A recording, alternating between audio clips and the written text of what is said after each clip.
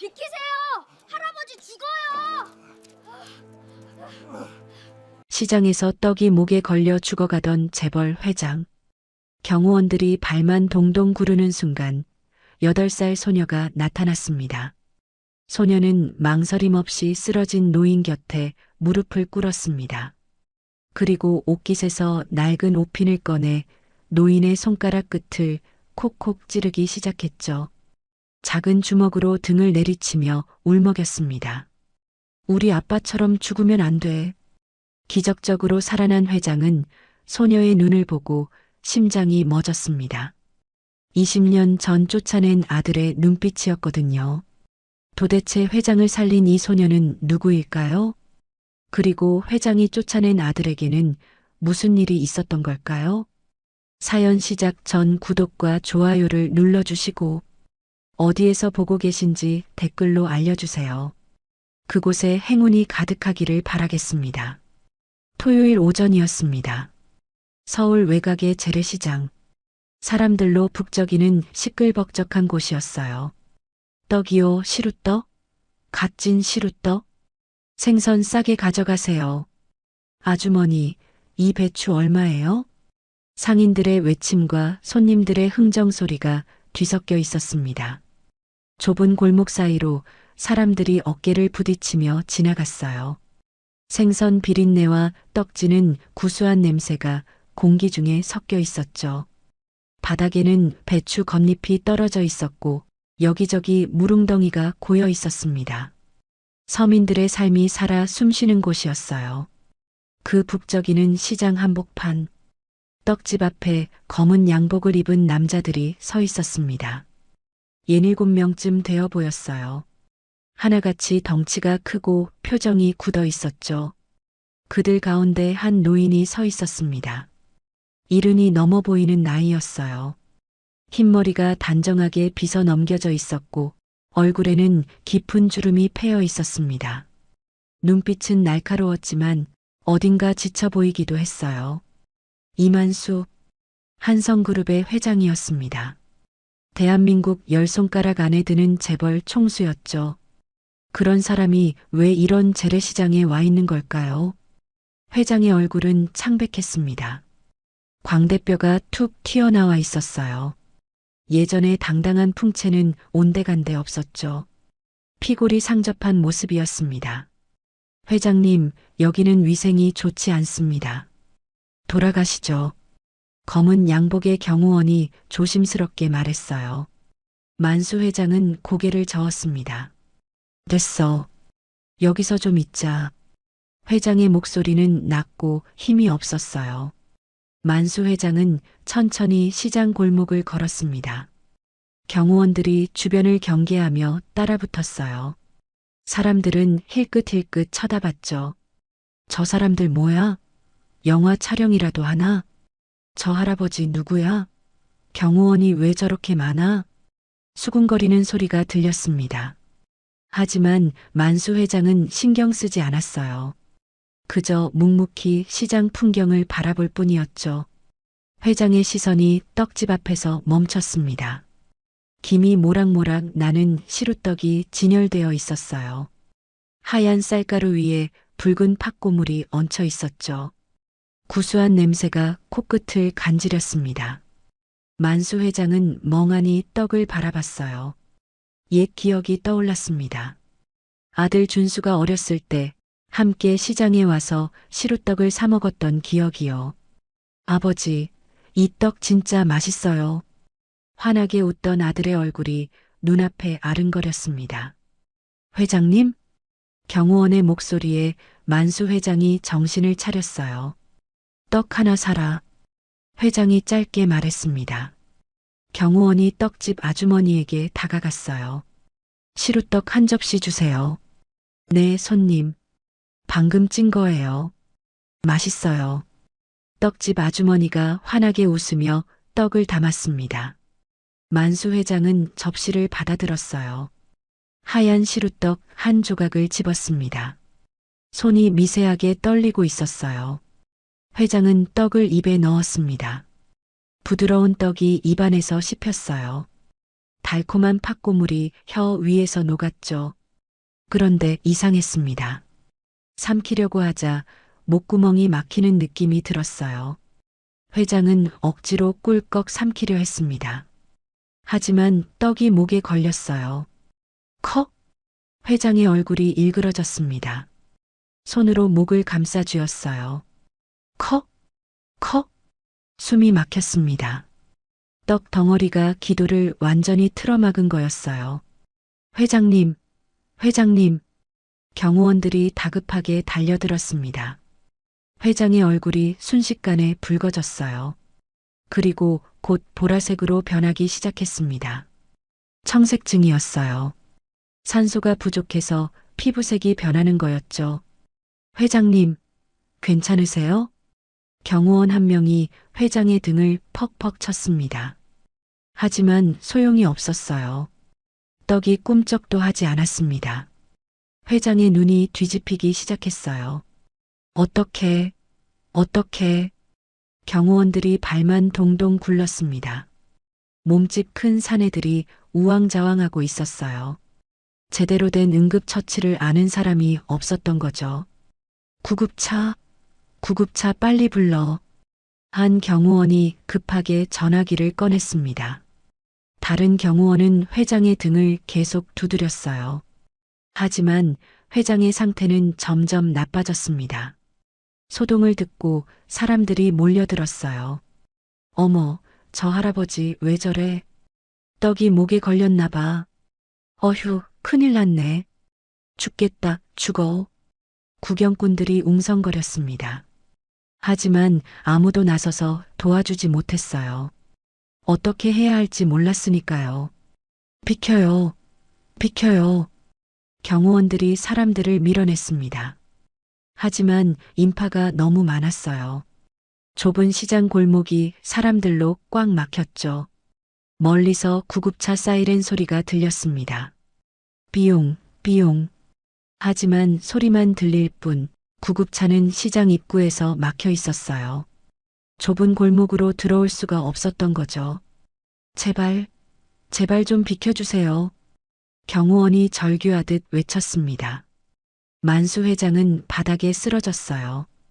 온몸이 경련을 일으켰습니다. 입에서 거품이 나오기 시작했어요. 얼굴은 이제 시퍼렇게 질려 있었죠. 회장님, 회장님, 정신 차리세요. 경호원이 회장을 붙들고 흔들었습니다. 하지만 회장의 눈은 이미 초점을 잃어가고 있었어요. 생사의 기로에 선 순간이었습니다. 바로 그때였습니다. 인파 저쪽에서 날카로운 목소리가 들려왔어요. 비키세요. 작고 또랑또랑한 목소리였습니다. 비키세요.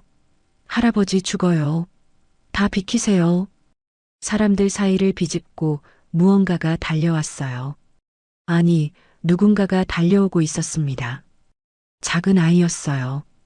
8살쯤 되어 보이는 여자아이였습니다. 낡고 해진 옷을 입고 있었어요. 머리카락은 대충 묶여 있었고 얼굴에는 때가 끼어 있었죠. 하지만 눈만은 반짝반짝 빛나고 있었습니다. 보리. 그 아이의 이름이었어요. 보리는 사람들 다리 사이를 요리조리 빠져나왔습니다. 작은 몸이 유리한 점이었죠. 순식간에 쓰러진 회장 앞에 도착했어요. 애가 왜 나와? 경호원 한 명이 보리를 밀쳐내려 했습니다. 하지만 보리는 물러서지 않았어요. 비켜요. 내가 살릴 수 있어요. 보리의 목소리는 단호했습니다. 8살 아이라고는 믿기 어려운 당당함이었어요. 뭐, 이 꼬마가 뭔 소리를. 경호원이 어이없다는 표정을 지었습니다. 시간 없어요. 빨리 비켜요. 보리가 소리쳤어요. 그 눈빛에 무언가가 있었습니다. 경호원은 자기도 모르게 한 발 물러섰어요. 보리는 쓰러진 회장 옆에 무릎을 꿇었습니다.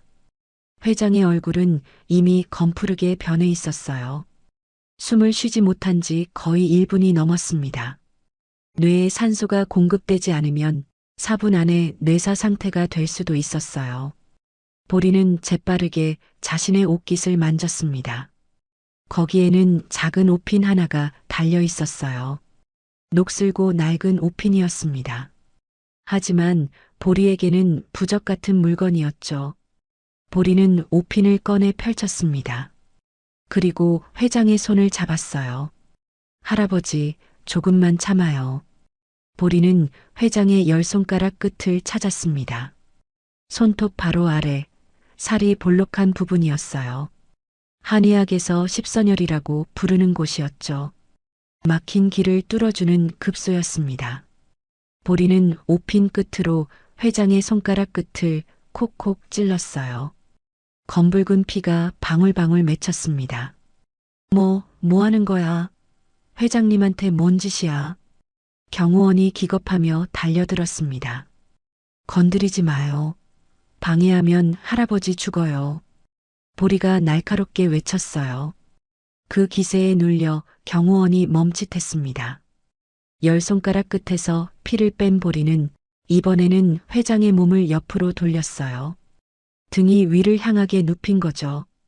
보리는 회장의 등 뒤를 더듬었습니다. 견갑골, 그러니까 날개뼈 사이에 한 점을 찾았어요. 격수혈. 기가 막혔을 때 뚫어주는 또 다른 급소였습니다. 보리는 작은 주먹을 불끈 쥐었어요. 그리고 회장의 등을 힘껏 내리쳤습니다. 퍽! 작은 아이의 주먹이라고는 믿기 어려울 정도로 정확하고 강한 타격이었어요. 나와라. 보리가 외쳤습니다. 퍽! 한 번 더 쳤어요. 제발 나와라. 보리의 눈에서 눈물이 흘러내렸습니다. 우리 아빠처럼 죽으면 안 돼. 보리의 울음 섞인 목소리가 시장에 울렸어요. 퍽! 퍽! 퍽! 보리는 쉬지 않고 회장의 등을 쳤습니다. 작은 손이 빨갛게 부어올랐어요. 하지만 멈추지 않았습니다. 제발 나와요. 보리의 목소리가 울먹였어요. 바로 그 순간이었습니다. 우엑! 회장의 입에서 무언가가 튀어나왔어요. 떡 덩어리였습니다. 목구멍을 막고 있던 시루떡이 드디어 빠져나온 거였어요. 후! 회장이 거칠게 숨을 몰아쉬기 시작했습니다. 막혔던 기도가 뚫린 거였어요. 시퍼렇게 질렸던 얼굴에 서서히 핏기가 돌았습니다. 눈동자에 초점이 돌아왔어요. 하! 회장이 헐떡이며 숨을 쉬었습니다. 살아난 거였어요. 시장에 정적이 흘렀습니다. 그리고 잠시 후, 와! 환호성이 터져 나왔어요. 살았다. 저 할아버지 살았어. 저 꼬마가 살린 거야? 세상에 대단하다.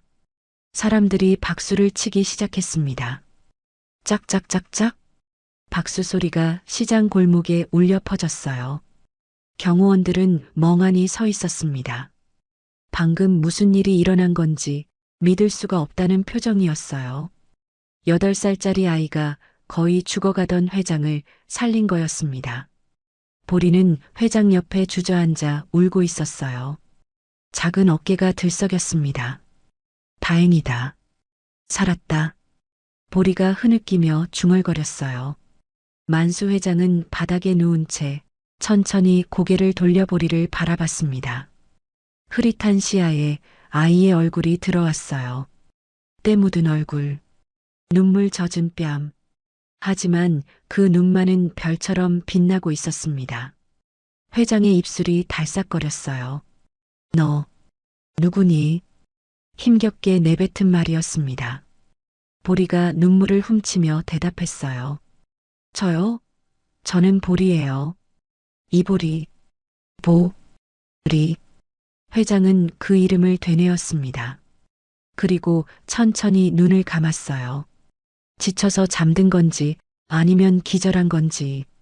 하지만 가슴은 규칙적으로 오르내리고 있었습니다. 살아있다는 증거였어요. 구급대원들이 뒤늦게 도착했습니다. 들것을 들고 뛰어왔어요. 비키세요. 환자 옮깁니다. 회장이 들것에 실렸습니다. 구급차로 옮겨지는 동안 보리는 그 자리에 서서 지켜봤어요. 낡은 옷핀을 손에 꼭 쥔 채로요. 꼬마야, 너 어디 사니? 한 경호원이 다가와 물었습니다. 보리는 대답 대신 뒤를 돌아봤어요. 시장 저쪽에서 누군가 다가오고 있었습니다. 보리야, 보리야. 늙고 쉰 목소리였어요. 허리가 굽은 할머니가 다급하게 걸어오고 있었습니다. 손에는 허름한 보따리가 들려 있었어요. 보리의 외할머니였습니다. 할머니, 보리가 달려갔어요. 할머니를 꼭 껴안았습니다. 이 녀석아, 어디 갔었어? 찾았잖아. 할머니가 보리의 머리를 쓰다듬었어요. 할머니, 저기 할아버지가 떡 먹다가 숨 못 쉬어서. 뭐? 또 그 버릇이? 위험하게 왜 나서고 그래? 할머니가 걱정스러운 얼굴로 말했습니다. 근데 살았어. 내가 살렸어. 보리가 씩씩하게 말했어요. 할머니는 한숨을 쉬었습니다. 그리고 보리의 손을 꼭 잡았어요. 그래, 그래. 잘했다. 근데 이제 가자. 약 사러 가야지. 응. 보리가 고개를 끄덕였습니다. 두 사람은 시장 골목으로 사라졌어요. 경호원이 뒤따라가려 했지만 사람들 틈에서 금세 보이지 않게 됐습니다. 구급차 안. 만수 회장은 산소 마스크를 쓴 채 누워 있었어요. 의식이 돌아오고 있었습니다. 회장은 천천히 눈을 떴어요. 하얀 천장이 보였습니다. 회장님, 정신이 드셨습니까? 옆에서 경호원의 목소리가 들렸어요. 회장은 대답하지 않았습니다. 그저 눈앞에 아른거리는 얼굴을 떠올렸어요. 때 묻은 얼굴, 눈물 젖은 뺨, 별처럼 빛나던 눈, 보리. 회장이 나지막하게 중얼거렸습니다. 그 아이, 찾아야 해. 회장의 눈에서 눈물 한 방울이 흘러내렸어요. 왜인지 모르게 그 아이의 눈빛이 자꾸 마음에 걸렸습니다. 20년 전 잃어버린 무언가를 본 것 같은 느낌이었어요. 구급차 사이렌 소리가 울렸습니다. 비용, 비용. 차가 병원을 향해 달려갔어요. 시장에서 일어난 기적 같은 일. 하지만 이건 시작에 불과했습니다. 8살 소녀와 70 넘은 재벌 회장. 두 사람의 운명이 엮이기 시작한 순간이었어요. 구급차가 병원에 도착했습니다. 서울 시내 최고급 대학병원이었어요. 응급실 입구에 의료진들이 대기하고 있었습니다. 회장님 오신다. 준비해. 들것이 구급차에서 내려졌어요. 만수 회장은 산소 마스크를 쓴 채 누워 있었습니다. 의료진들이 우르르 달려들었어요. 혈압 체크해. 산소 포화도 확인. 특실 준비됐나? 다급한 목소리들이 오갔습니다. 회장이 실려간 곳은 병원 꼭대기 층이었어요. 일반인은 발도 들여놓지 못하는 특별실이었죠. 호텔 스위트룸보다 더 넓고 화려한 병실이었습니다. 만수 회장은 침대에 누워 천장을 바라봤어요. 산소 마스크는 벗었지만 아직 숨을 고르는 중이었습니다. 후, 후, 거친 숨소리가 병실에 울렸어요. 회장님, 괜찮으십니까? 최 비서가 조심스럽게 다가왔습니다. 40대 중반의 남자였어요. 단정한 양복에 뿔테 안경을 쓰고 있었죠. 회장의 그림자처럼 따라다니는 충직한 신복이었습니다. 만수 회장은 대답하지 않았어요. 그저 눈을 감고 누워 있을 뿐이었습니다. 최 비서가 다시 입을 열었어요. 의료진 말로는 크게 다친 곳은 없다고 합니다. 기도가 막혀서 잠시 산소 공급이 안 됐지만 빠른 응급처치 덕분에 후유증은 없을 거랍니다. 회장이 눈을 떴습니다. 천천히 고개를 돌려 최 비서를 바라봤어요. 그 아이. 회장의 목소리가 갈라졌습니다. 네, 무슨 아이 말씀이십니까? 시장에서 나를 살린 아이. 회장이 힘겹게 말을 이었어요. 찾아야 해. 최 비서의 눈이 커졌습니다. 아, 그 꼬마 말씀이시군요. 경호원들 말로는 8살쯤 된 여자아이였다고 합니다. 이름이 보리라고. 보리. 회장이 그 이름을 되뇌었어요. 눈을 감았습니다. 아이의 얼굴이 떠올랐어요. 때 묻은 얼굴. 해진 옷. 하지만 별처럼 빛나던 눈.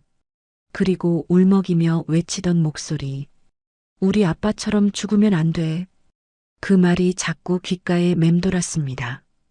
회장님? 최 비서가 조심스럽게 불렀어요. 회장이 눈을 떴습니다. 그 아이. 꼭 찾아. 회장의 목소리는 약했지만 단호했어요. 네, 알겠습니다. 바로 수소문하겠습니다. 최 비서가 고개를 숙였습니다. 그때 병실 문이 열렸어요. 하얀 가운을 입은 의사가 들어왔습니다. 50대 초반의 남자였어요. 이 병원 내과 과장이었죠. 회장님, 검사 결과가 나왔습니다. 의사가 진지한 표정으로 말했어요. 다행히 뇌에는 이상이 없습니다. 산소 공급이 잠시 끊겼지만 빠른 응급처치 덕분에 손상은 없었습니다. 회장은 고개를 끄덕였어요. 의사가 말을 이었습니다. 그런데 회장님, 의사의 표정이 어두워졌어요. 체중이 또 빠지셨습니다. 한 달 전보다 3kg이나요. 이러시면 안 됩니다. 회장은 대답하지 않았어요. 그저 눈을 감을 뿐이었습니다. 식사는 제대로 하고 계십니까? 의사가 물었어요. 침묵이 흘렀습니다. 최 비서가 대신 대답했어요. 그게 회장님께서 식사를 잘 못하십니다. 못한다니요? 의사가 눈살을 찌푸렸어요. 드시기만 하면 다 토해내십니다. 물도 제대로 못 넘기시는 날이 많습니다. 의사의 얼굴이 굳어졌어요. 시민성 연화장애입니다. 마음의 문제로 음식을 삼키지 못하는 거죠. 시민성 연화장애요? 최 비서가 되물었어요. 네. 심리적인 원인으로 음식을 삼키지 못하는 겁니다. 목에 이상이 있는 게 아니라 마음이 막혀 있는 거죠. 의사가 한숨을 쉬었어요. 이대로 가시면 정말 위험합니다. 영양실조로. 됐어. 회장이 눈을 뜨며 말했습니다. 알았으니까 그만 나가봐. 의사는 더 말하고 싶었지만 회장의 단호한 눈빛에 입을 다물었어요. 알겠습니다. 푹 쉬십시오. 의사가 나갔습니다. 병실에 회장과 최 비서만 남았어요. 침묵이 흘렀습니다. 최 비서가 조심스럽게 입을 열었어요. 회장님, 왜 시장에 가셨습니까? 위험하게 시장 떡은 왜 드시려고 하셨습니까? 회장은 대답하지 않았어요. 한참을 침묵하다가 입을 열었습니다. 며칠 전이었어. 회장의 목소리가 낮게 가라앉았어요. 이사회 끝나고 만찬이 있었지. 최 비서가 고개를 끄덕였습니다. 기억하고 있었어요. 초호화 호텔에서 열린 만찬이었죠. 산의 진미가 가득한 자리였습니다. 전복구이, 한우 등심, 송이버섯탕. 회장이 쓴웃음을 지었어요. 세상에서 제일 비싼 음식들이 내 앞에 차려졌어. 근데 회장의 얼굴이 일그러졌습니다. 한 입도 못 넘겼어. 입에 넣기만 하면 목이 막히는 것 같았어. 결국 다 토해냈지. 최 비서는 조용히 듣고 있었어요. 그날 밤 생각했어. 회장이 천장을 바라보며 말했습니다. 최근에 내가 왜 밥을 못 먹는 걸까? 왜 목이 막히는 걸까? 회장의 눈에 물기가 어렸어요. 그리고 깨달았어. 회장의 목소리가 떨렸습니다. 20년 전 내가 밥그릇을 뺏었기 때문이야. 최 비서의 얼굴이 굳어졌어요. 20년 전 그 이야기는 최 비서도 알고 있었습니다. 회장의 아들 이준수, 횡령 혐의로 쫓겨난 사람이었죠. 그날 내가 밥상을 엎었어. 회장의 목소리가 갈라졌습니다. 밥값도 못하는 도둑놈이라고. 내 회사 돈 횡령했다고. 내 집살 한 톨도 아깝다고 소리쳤어.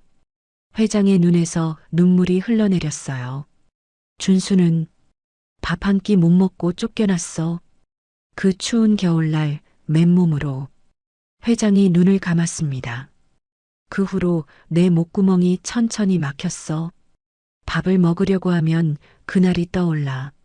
아들이 떠나던 그 모습이 최근에 더욱 심해진 거야. 최 비서는 가만히 듣고만 있었어요.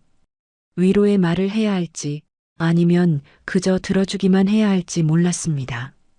그래서 시장에 갔어. 회장이 힘없이 말했어요.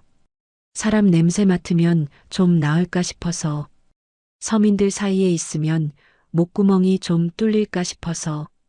회장이 쓴웃음을 지었습니다. 근데 거기서도 안 됐어. 떡이 목에 걸려서 죽을 뻔했지.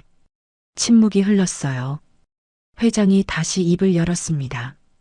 근데 이상한 일이 있었어. 회장의 눈빛이 달라졌어요. 뭐가요? 최 비서가 물었습니다. 그 아이. 회장이 보리를 떠올렸어요. 그 아이가 뭔가를 줬어. 떡이 빠지고 나서. 회장은 기억을 더듬었습니다. 시장 바닥에 쓰러져 있을 때였어요. 정신이 혼미한 상태였죠. 그때 보리가 다가왔습니다. 작은 손으로 회장의 얼굴을 만졌어요. 할아버지, 많이 놀랐죠? 보리의 목소리가 들렸습니다. 맑고 또랑또랑한 목소리였어요. 보리는 주머니를 뒤졌습니다. 낡고 해진 주머니였어요. 거기서 뭔가를 꺼냈습니다. 꼬깃꼬깃 구겨진 비닐봉지였어요. 그 안에 작은 것이 들어 있었습니다. 누룽지 사탕이었어요. 시장에서 파는 싸구려 사탕이었죠. 하지만 보리는 그걸 보물처럼 소중히 꺼냈습니다. 비닐을 벗기고 사탕 껍질을 까서 회장의 입에 넣어줬어요. 할아버지, 이거 드세요. 보리가 말했습니다. 우리 할머니도 숨 못 쉴 때 이거 먹으면 힘난댔어요. 사탕이 회장의 혀 위에 올려졌어요. 달콤하고 고소한 맛이 입안에 퍼졌습니다. 우리 아빠도요. 보리의 목소리가 조금 떨렸어요. 아빠도 죽기 전에 이거 먹고 웃었대요. 회장은 멍하니 아이를 바라봤습니다. 흐릿한 시야에 아이의 얼굴이 들어왔어요. 눈물 젖은 뺨. 하지만 웃으려고 애쓰는 표정.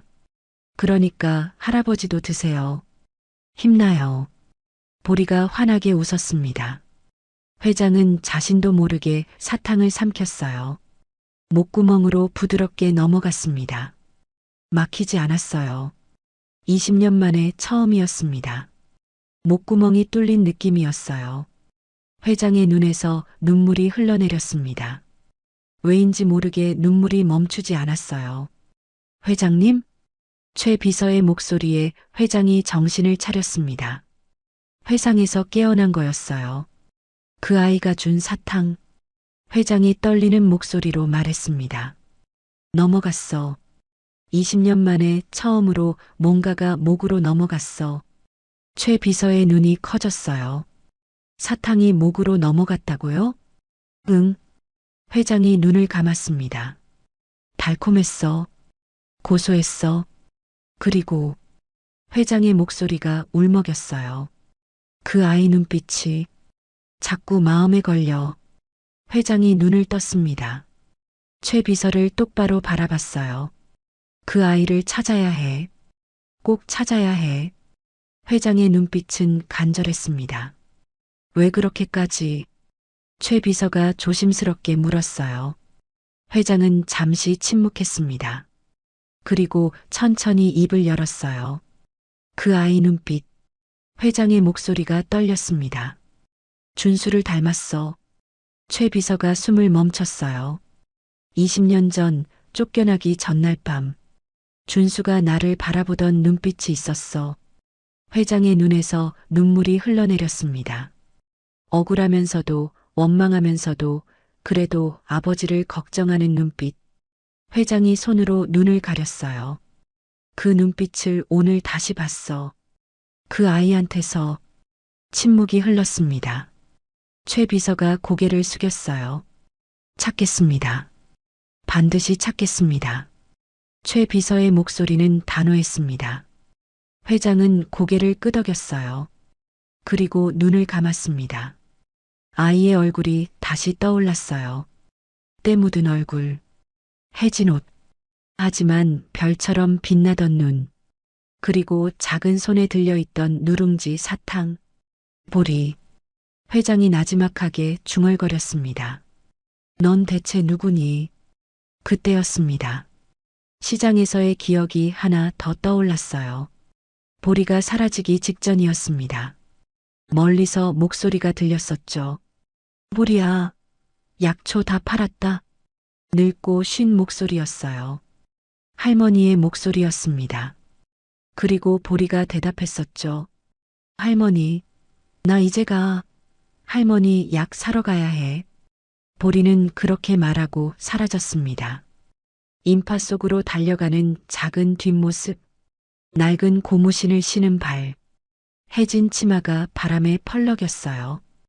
회장은 그 뒷모습을 기억했습니다. 가난해 보였어요. 하지만 씩씩해 보였습니다. 어린아이가 할머니 약을 사러 간다고 했어요. 병든 할머니를 돌보는 아이. 그 작은 어깨에 얼마나 큰 짐이 얹혀 있는 걸까요? 회장의 가슴이 아려왔습니다. 왜인지 모르게 그 아이가 자꾸 신경 쓰였어요. 그냥 생명의 은인이라서 그런 게 아니었습니다. 뭔가 더 깊은 이유가 있는 것 같았어요. 설명할 수 없는 끌림, 핏줄이 당기는 것 같은 느낌. 회장은 고개를 저었습니다. 내가 왜 이러지?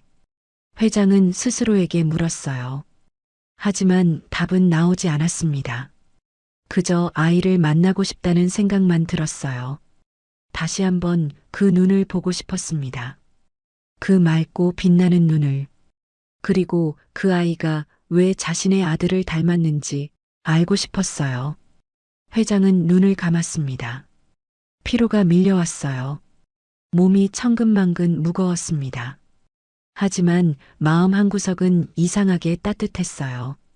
20년 만에 처음 느껴보는 온기였습니다. 누룽지 사탕의 달콤한 맛이 아직 입안에 남아 있었어요. 그리고 아이의 목소리가 귓가에 맴돌았습니다. 할아버지, 이거 드세요. 힘나요. 회장의 입가에 희미한 미소가 떠올랐습니다. 20년 만에 짓는 미소였어요. 며칠이 지났습니다. 만수 회장은 병원에서 퇴원했어요. 서울 한복판 고급 주택가, 높은 담장에 둘러싸인 대저택이었습니다. 한성그룹 회장의 집이었어요. 회장은 서재에 혼자 앉아 있었습니다. 창밖으로 넓은 정원이 보였어요. 하지만 회장의 눈에는 아무것도 들어오지 않았습니다. 며칠 전 시장에서의 일이 자꾸 떠올랐어요. 그 아이, 보리, 작은 손으로 자신의 등을 치던 아이, 울면서 외치던 목소리, 우리 아빠처럼 죽으면 안 돼. 그 말이 머릿속을 떠나지 않았습니다. 그 아이 아빠는 어떻게 된 걸까? 회장은 생각에 잠겼어요. 그때 서재 문이 열렸습니다. 회장님, 식사하셔야죠. 강 여사였어요. 회장의 후처였습니다. 60이 넘었지만 관리를 잘해서 50대로 보였어요. 단정한 옷차림에 고급 보석을 걸치고 있었습니다. 겉으로는 우아하고 점잖아 보였죠. 안 먹어. 회장이 짧게 대답했습니다. 그러시면 안 돼요. 요리사가 특별히 준비했어요. 강 여사가 다가왔어요. 쟁반에는 산해진미가 차려져 있었습니다. 전복죽, 한우 불고기, 싱싱한 회. 하나같이 비싸 보이는 음식들이었어요. 먹어봐야 소용없어.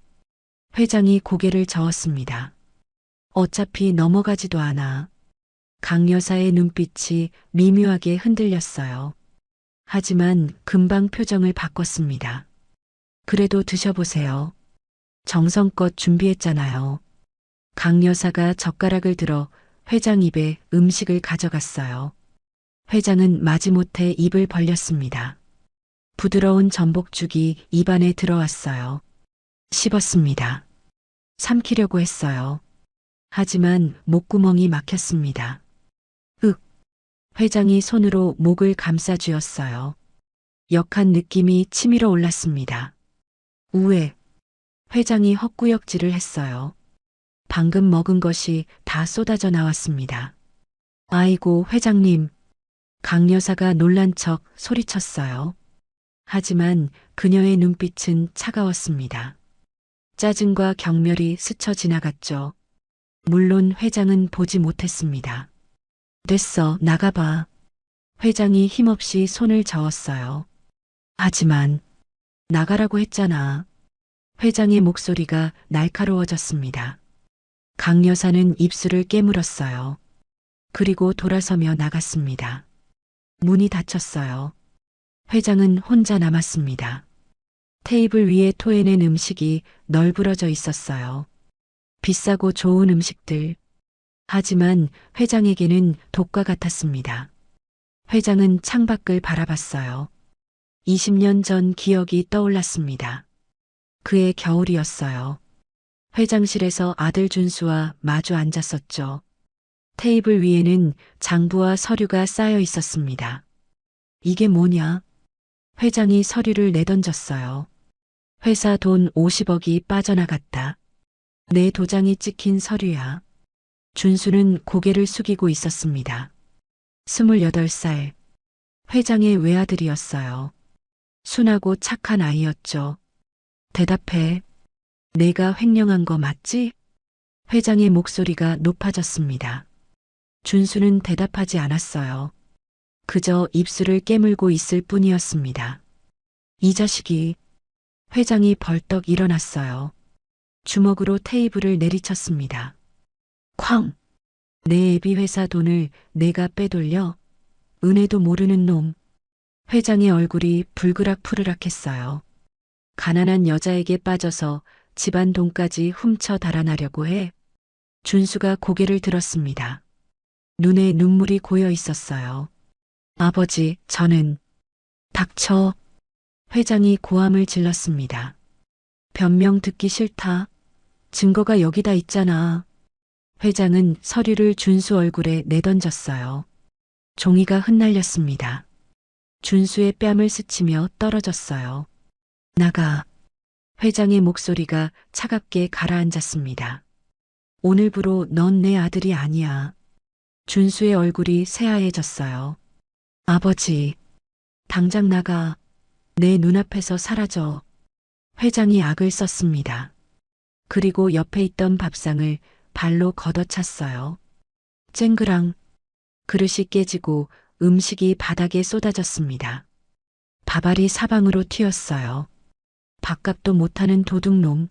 내 집 쌀 한 톨도 아깝다. 회장의 고함이 울려 퍼졌습니다. 준수는 바닥에 쏟아진 밥을 바라봤어요. 눈물이 뺨을 타고 흘러내렸습니다. 하지만 아무 말도 하지 않았어요.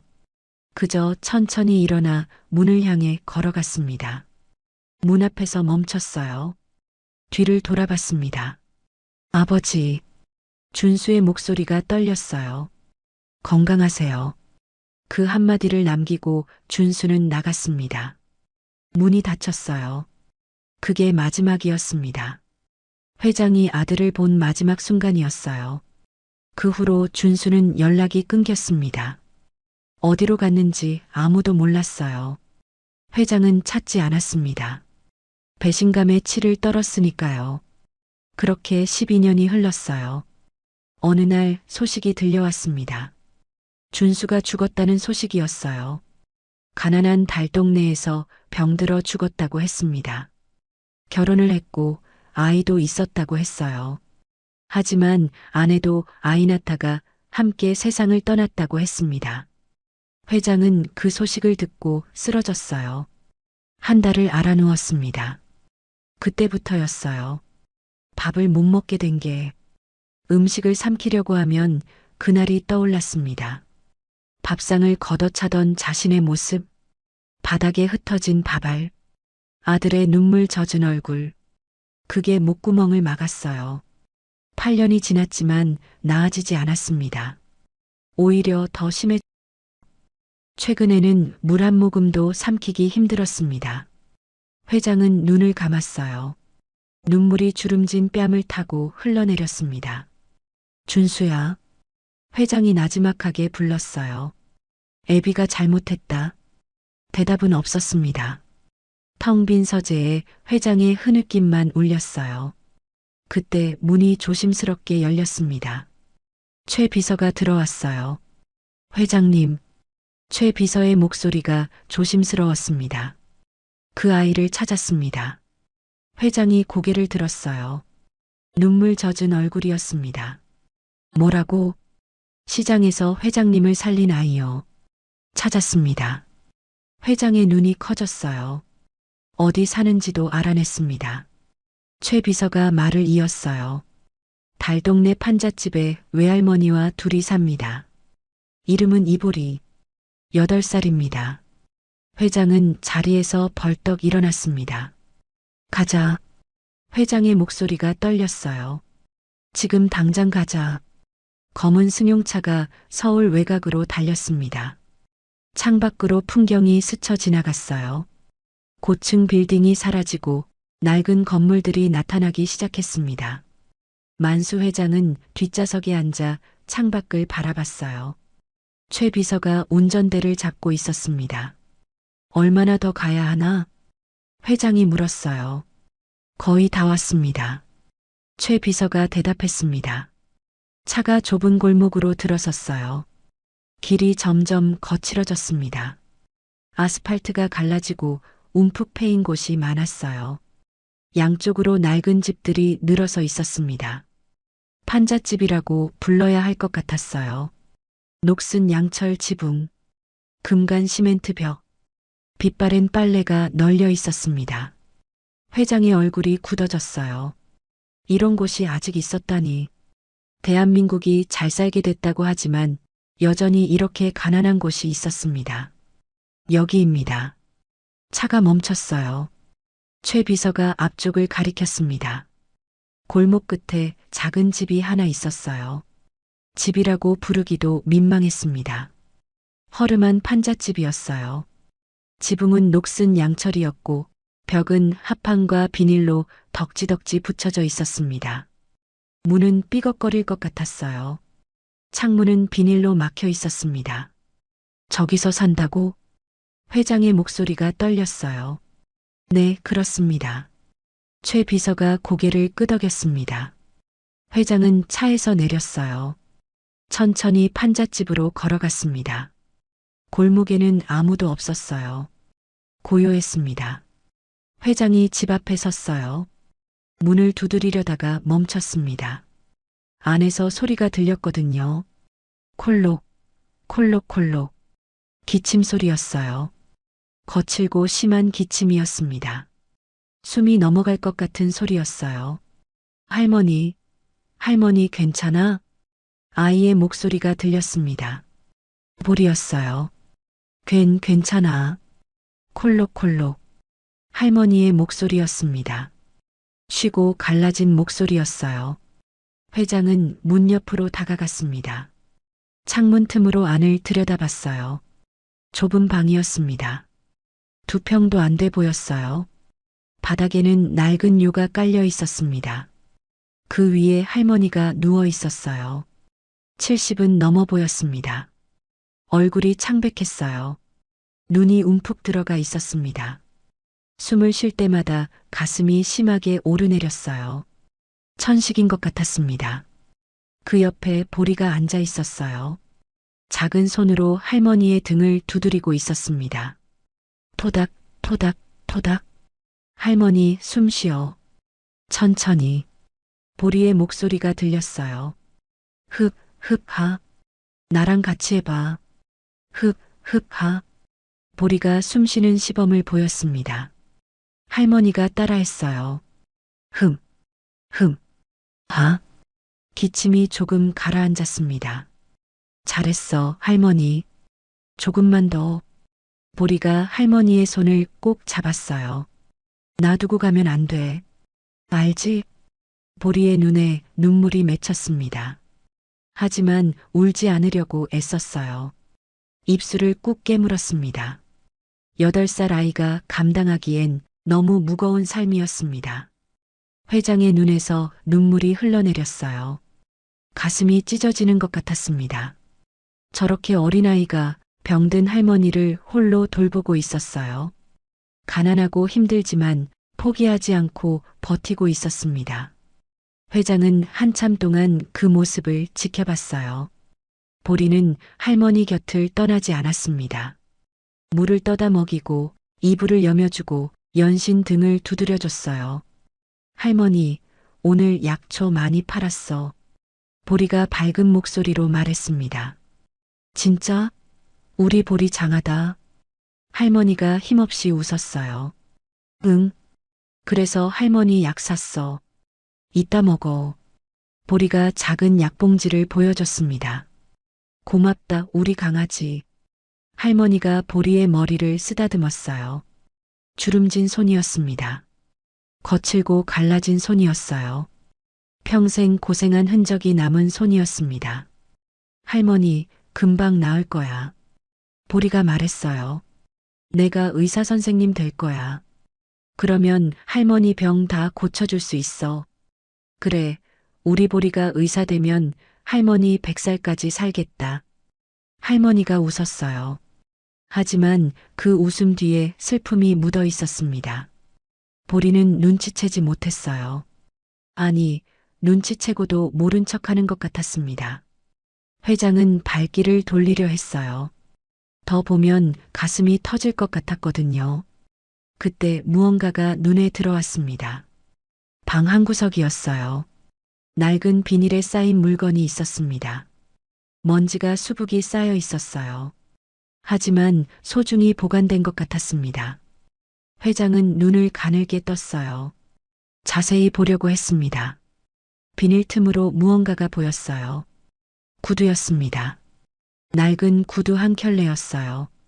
밑창이 다 닳아 있었습니다. 테이프로 칭칭 감겨 있었어요. 회장의 심장이 멈추는 것 같았습니다. 눈이 커졌어요. 손이 떨리기 시작했습니다. 그 구두 20년 전쯤에 본 적이 있었어요. 아들 준수에게 사줬던 구두였습니다. 준수가 25살 생일에 선물한 거였어요. 이탈리아 명품 구두였죠. 준수가 얼마나 좋아했는지 몰랐어요. 아버지, 감사합니다. 평생 신을게요. 그렇게 말하며 환하게 웃던 아들. 그 구두가 왜 여기 있는 걸까요? 밑창이 닳고 테이프로 감긴 채로 20년의 세월이 묻은 채로 회장의 머릿속이 복잡하게 돌아갔어요. 준수가 죽었다는 소식을 들었을 때 아내도 아이도 함께 죽었다고 들었습니다. 그런데 이 아이는 뭐지? 보리라는 이 아이는 누구지? 외할머니와 산다고 했어요. 그러면 보리의 엄마가 있었다는 뜻이죠. 보리의 엄마는 누구였을까요? 그리고 보리의 아빠는? 회장의 손이 심하게 떨렸습니다. 설마 그럴 리가. 회장은 몸을 돌렸어요. 최 비서에게 다가갔습니다. 저 아이에 대해 더 알아봐. 회장의 목소리가 떨렸어요. 부모가 누군지, 왜 외할머니와 사는지 다 알아내. 네, 알겠습니다. 최 비서가 고개를 숙였어요. 회장은 다시 판잣집을 돌아봤습니다. 안에서 보리의 목소리가 들렸어요. 할머니, 이따 시장 가서 떡볶이 사다 줄까? 됐어. 돈 아까워. 에이, 할머니 맛있는 거 먹어야 힘나지. 우리 보리가 있으면 할머니는 힘나. 회장의 눈에서 눈물이 흘러내렸습니다. 저 아이가 정말 준수의 딸이라면, 자신의 친손녀라면, 회장은 주먹을 불끈 쥐었어요. 반드시 밝혀내야 해. 회장이 나지막하게 중얼거렸습니다. 저 아이가 누구인지, 왜 저렇게 사는지. 회장은 무거운 발걸음으로 차를 향해 걸어갔어요. 머릿속에는 아들의 구두가 아른거렸습니다. 낡고 다른 그 구두가 20년의 세월을 품은 그 구두가 다음 날 아침이었습니다. 만수 회장은 밤새 잠을 이루지 못했어요. 눈을 감으면 그 구두가 떠올랐습니다. 밑창이 닳고 테이프로 감긴 낡은 구두. 20년 전 아들에게 선물했던 바로 그 구두. 왜 그게 저 판잣집에 있는 걸까요? 회장은 침대에서 일어났어요. 창밖이 밝아오고 있었습니다. 새벽빛이 방 안으로 스며들었어요. 회장은 창가에 서서 먼 하늘을 바라봤습니다. 준수야. 회장이 나지막하게 아들 이름을 불렀어요. 대답은 없었습니다. 20년 전부터 대답이 없었죠. 그때 문이 조심스럽게 열렸습니다. 회장님, 주무셨습니까? 최 비서였어요. 회장이 뒤를 돌아봤습니다. 조사는 됐나? 회장의 목소리가 낮게 가라앉았어요. 최 비서가 고개를 숙였습니다.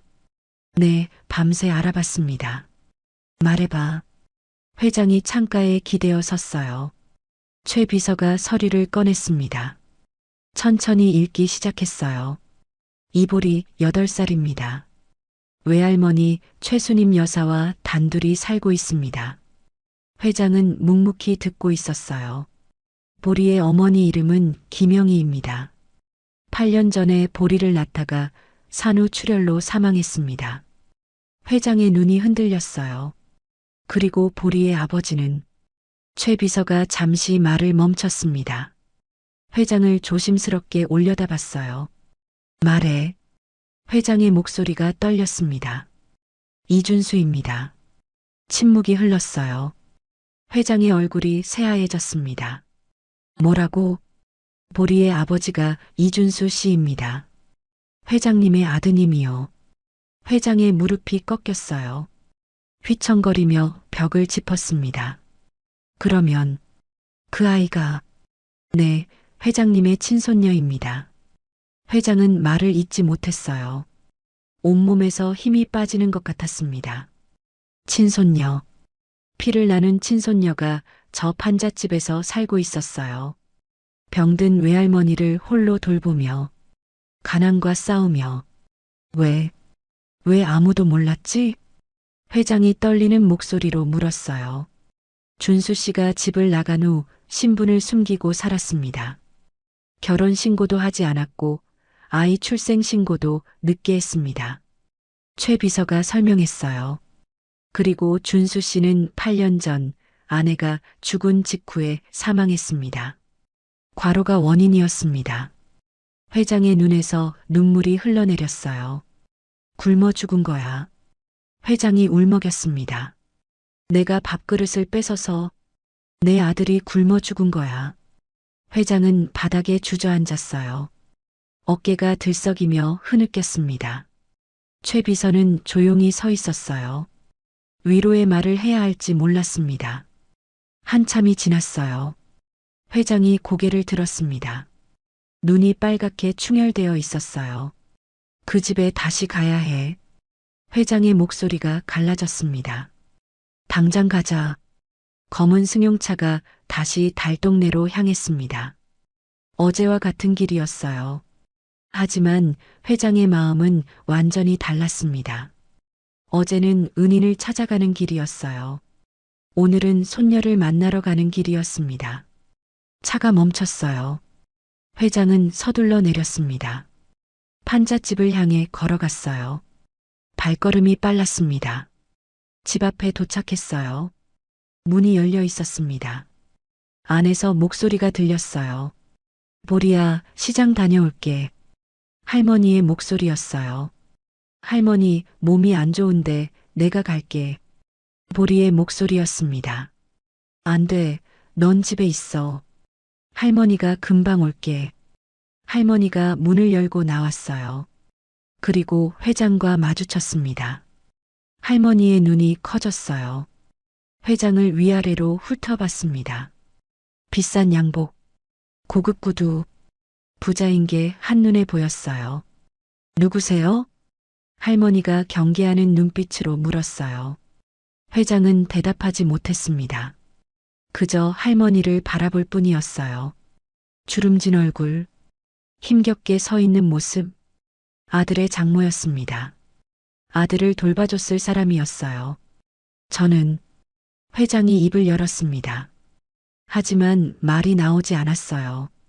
그때 할머니의 눈빛이 변했습니다. 회장의 얼굴을 자세히 보더니 갑자기 눈이 휘둥그레졌어요. 당신, 할머니의 목소리가 떨렸습니다. 혹시 이만수 아니오? 회장이 고개를 끄덕였어요. 할머니의 얼굴이 일그러졌습니다. 분노와 슬픔이 뒤섞인 표정이었어요. 내 놈이, 할머니가 갑자기 소리쳤어요. 휘청거리며 집 안으로 들어갔습니다. 그리고 무언가를 집어들고 나왔어요. 소금 바구니였습니다. 할머니가 소금을 회장에게 뿌렸어요. 내 놈이 여길 왜 와? 이 귀신 같은 놈아. 소금이 회장의 얼굴에 뿌려졌어요. 회장은 피하지 않았습니다. 그저 서서 맞을 뿐이었어요.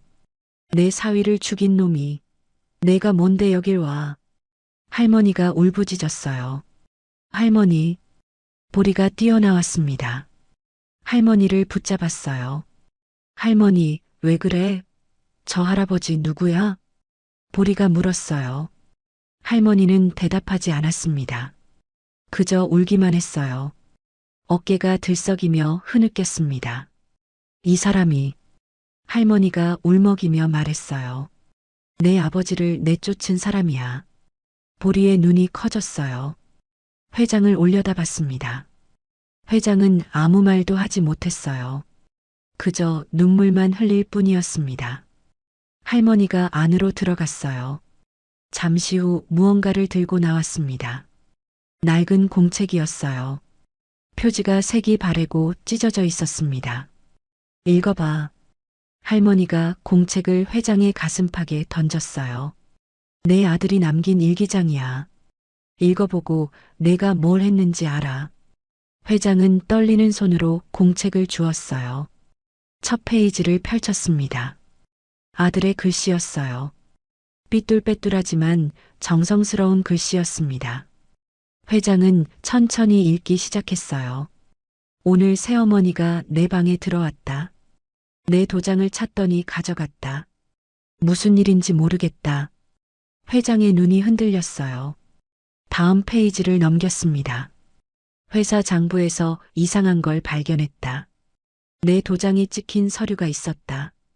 하지만 나는 그런 서류에 도장을 찍은 적이 없다. 회장의 손이 떨리기 시작했어요. 새어머니가 내 도장을 훔쳐서 서류를 위조한 것 같다. 회사 돈 50억을 빼돌린 서류에 내 도장이 찍혀 있었다. 회장의 얼굴이 새하얘졌어요. 새어머니가 협박을 했다. 내가 사랑하는 사람의 인생을 망치겠단다. 회장의 눈에서 눈물이 흘러내렸어요. 차라리 내가 죄인이 되어 떠나는 게 낫겠다. 사랑하는 사람을 잃을 순 없다. 아버지, 죄송합니다. 하지만 이게 제가 할 수 있는 전부입니다. 회장은 일기장을 가슴에 끌어안았어요. 무릎이 꺾였습니다. 바닥에 털썩 주저앉았어요. 준수야. 회장이 울부짖었어요. 내가 속았다. 이 멍청한 애비가 속았어. 회장은 짐승처럼 울었습니다. 온몸이 떨렸어요. 20년 동안 품었던 오해. 아들을 배신자로 몰았던 자신. 진짜 배신자는 따로 있었습니다. 준수야. 애비가 잘못했다. 애비가 널 죽였어. 회장의 절규가 달동네 골목에 울려 퍼졌어요. 보리는 울고 있는 회장을 바라봤습니다. 영문을 모르는 눈이었어요. 하지만 왠지 마음이 아팠습니다. 저 할아버지가 불쌍해 보였어요. 보리는 천천히 다가갔어요. 회장의 등 뒤에 섰습니다. 작은 손으로 회장의 등을 토닥였어요. 토닥, 토닥. 할아버지, 울지 마세요. 보리의 목소리가 작게 들렸어요. 회장은 고개를 들었어요. 눈물 젖은 얼굴로 보리를 바라봤습니다. 보리의 눈, 아들의 눈과 똑같았어요. 맑고 따뜻한 눈. 회장은 보리를 와락 끌어안았어요. 미안하다. 회장이 흐느꼈습니다. 할아버지가 미안하다. 보리야. 보리는 영문도 모른 채 회장의 품에 안겨 있었어요. 하지만 이상하게 따뜻했습니다. 처음 만난 할아버지인데 왠지 낯설지 않았어요. 할머니는 두 사람을 바라보며 울었습니다. 20년 전의 비극. 그 비극이 드디어 진실을 드러내고 있었어요. 해가 기울고 있었습니다. 판잣집 앞마당에 노을빛이 내려앉았어요. 만수 회장은 여전히 바닥에 앉아 있었습니다. 손에는 아들의 일기장이 꼭 쥐어져 있었어요. 눈물이 마를 틈이 없었습니다. 할머니가 집 안으로 들어갔다 나왔어요. 손에 무언가를 들고 있었습니다. 낡은 비닐에 쌓인 물건이었어요. 어제 창문 틈으로 봤던 그것이었습니다. 이것도 가져가. 할머니가 회장 앞에 내려놓았어요. 비닐을 벗기자 구두가 나타났습니다. 밑창이 다 다른 낡은 구두. 테이프로 칭칭 감긴 구두. 회장이 사줬던 바로 그 구두였어요. 회장은 떨리는 손으로 구두를 집어들었습니다. 가슴에 꼭 끌어안았어요. 준수야. 회장이 울먹였습니다.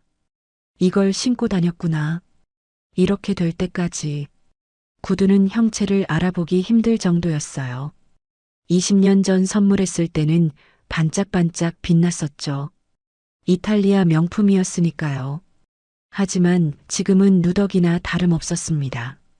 밑창에 구멍이 나서 테이프로 막았어요. 가죽은 갈라지고 색이 바랬습니다. 그래도 아들은 이 구두를 버리지 않았어요. 아버지가 사준 구두니까. 그게 유일한 연결고리였으니까.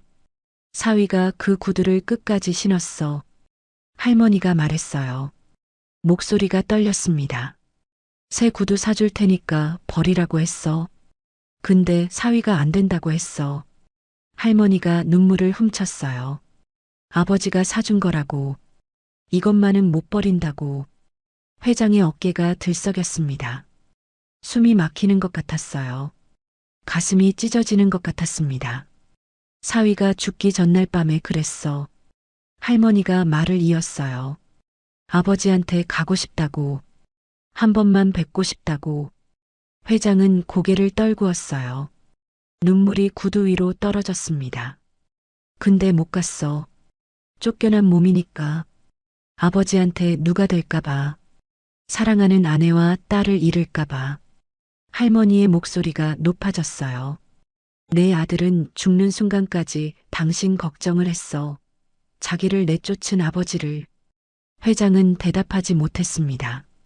그저 울 뿐이었어요. 횡령이라니. 그 착한 애가 무슨 횡령이야. 할머니가 이를 갈았어요. 당신 마누라가 꾸민 거야. 그 독한 년이 사위한테 누명을 씌운 거라고. 회장의 눈이 번뜩였습니다. 고개를 들었어요. 뭐라고? 당신은 몰랐겠지. 할머니가 쏘아붙였어요. 당신 마누라가 자기 아들 후계자로 앉히려고 사위를 쫓아낸 거야. 장부 조작해서 횡령 누명 씌우고 내 딸을 빌미로 협박까지 하고. 회장의 얼굴이 굳어졌습니다. 그 일기장에 다 써 있잖아.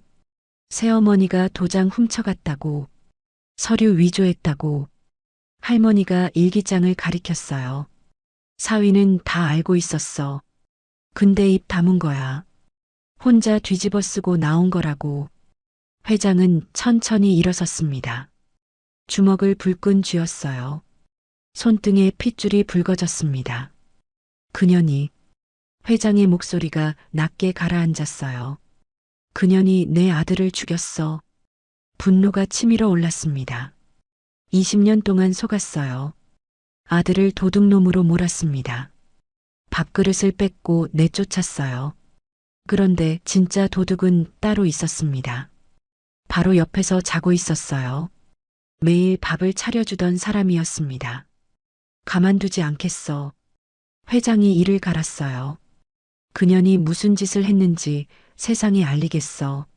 내 아들의 누명을 벗기겠어. 회장은 보리를 바라봤습니다. 보리는 할머니 옆에 서 있었어요. 불안한 눈으로 어른들을 올려다보고 있었습니다. 회장이 천천히 다가갔어요. 보리 앞에 무릎을 꿇었습니다. 눈높이를 맞췄어요. 보리야. 회장의 목소리가 부드러워졌습니다. 할아버지가 너한테 할 말이 있어. 보리가 고개를 갸웃거렸어요. 뭐예요? 할아버지가. 내 친할아버지야. 보리의 눈이 커졌어요. 내 아빠가 할아버지 아들이었어. 그러니까 너는 할아버지 손녀야. 보리는 말이 없었습니다. 멍하니 회장을 바라볼 뿐이었어요. 할아버지가 내 아빠한테 못된 짓을 했어.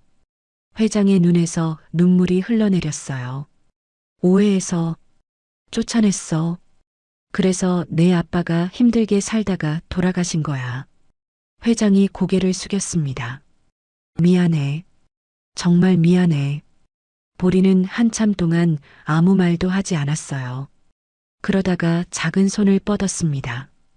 회장의 뺨에 닿았어요. 눈물을 닦아줬습니다. 울지 마세요, 할아버지. 보리의 목소리가 또랑또랑했어요. 우리 할머니가 그랬어요. 사람은 실수할 수 있대요. 중요한 건 실수를 인정하는 거래요. 회장은 손녀의 얼굴을 바라봤어요. 아들의 얼굴이 겹쳐 보였습니다. 눈도 코도 입도 아들을 쏙 빼닮았어요. 회장은 보리를 와락 끌어안았습니다. 작은 몸이 품에 안겼어요. 따뜻했습니다. 미안하다. 할아버지가 정말 미안하다. 회장이 흐느꼈어요. 이제부터 할아버지가 지켜줄게. 내 아빠 대신 할아버지가 널 지켜줄게. 보리는 회장의 품에 안겨 울었어요. 처음 느껴보는 할아버지의 온기였습니다. 아빠가 항상 이야기해주던 할아버지. 그 할아버지가 지금 자기를 안고 있었어요. 회장은 보리를 안은 채 하늘을 올려다봤습니다. 저녁 노을이 붉게 물들어 있었어요. 준수야, 보고 있지? 회장이 나지막하게 말했어요. 미안하다. 애비가 내 딸 지켜줄게.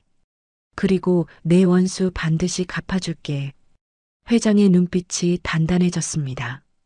분노와 결의가 서려 있었어요. 내 누명 벗기고 진범을 벌할 거야. 피해 대가를 치르게 해줄 거야. 회장은 품에 안긴 손녀를 꼭 껴안았어요. 이 아이만큼은 지켜야 했습니다. 아들에게 못해준 것을 손녀에게 해줘야 했어요. 그게 남은 인생의 의미였습니다. 보리야. 회장이 부드럽게 불렀어요. 응? 할아버지랑 같이 살래? 보리가 고개를 들었어요.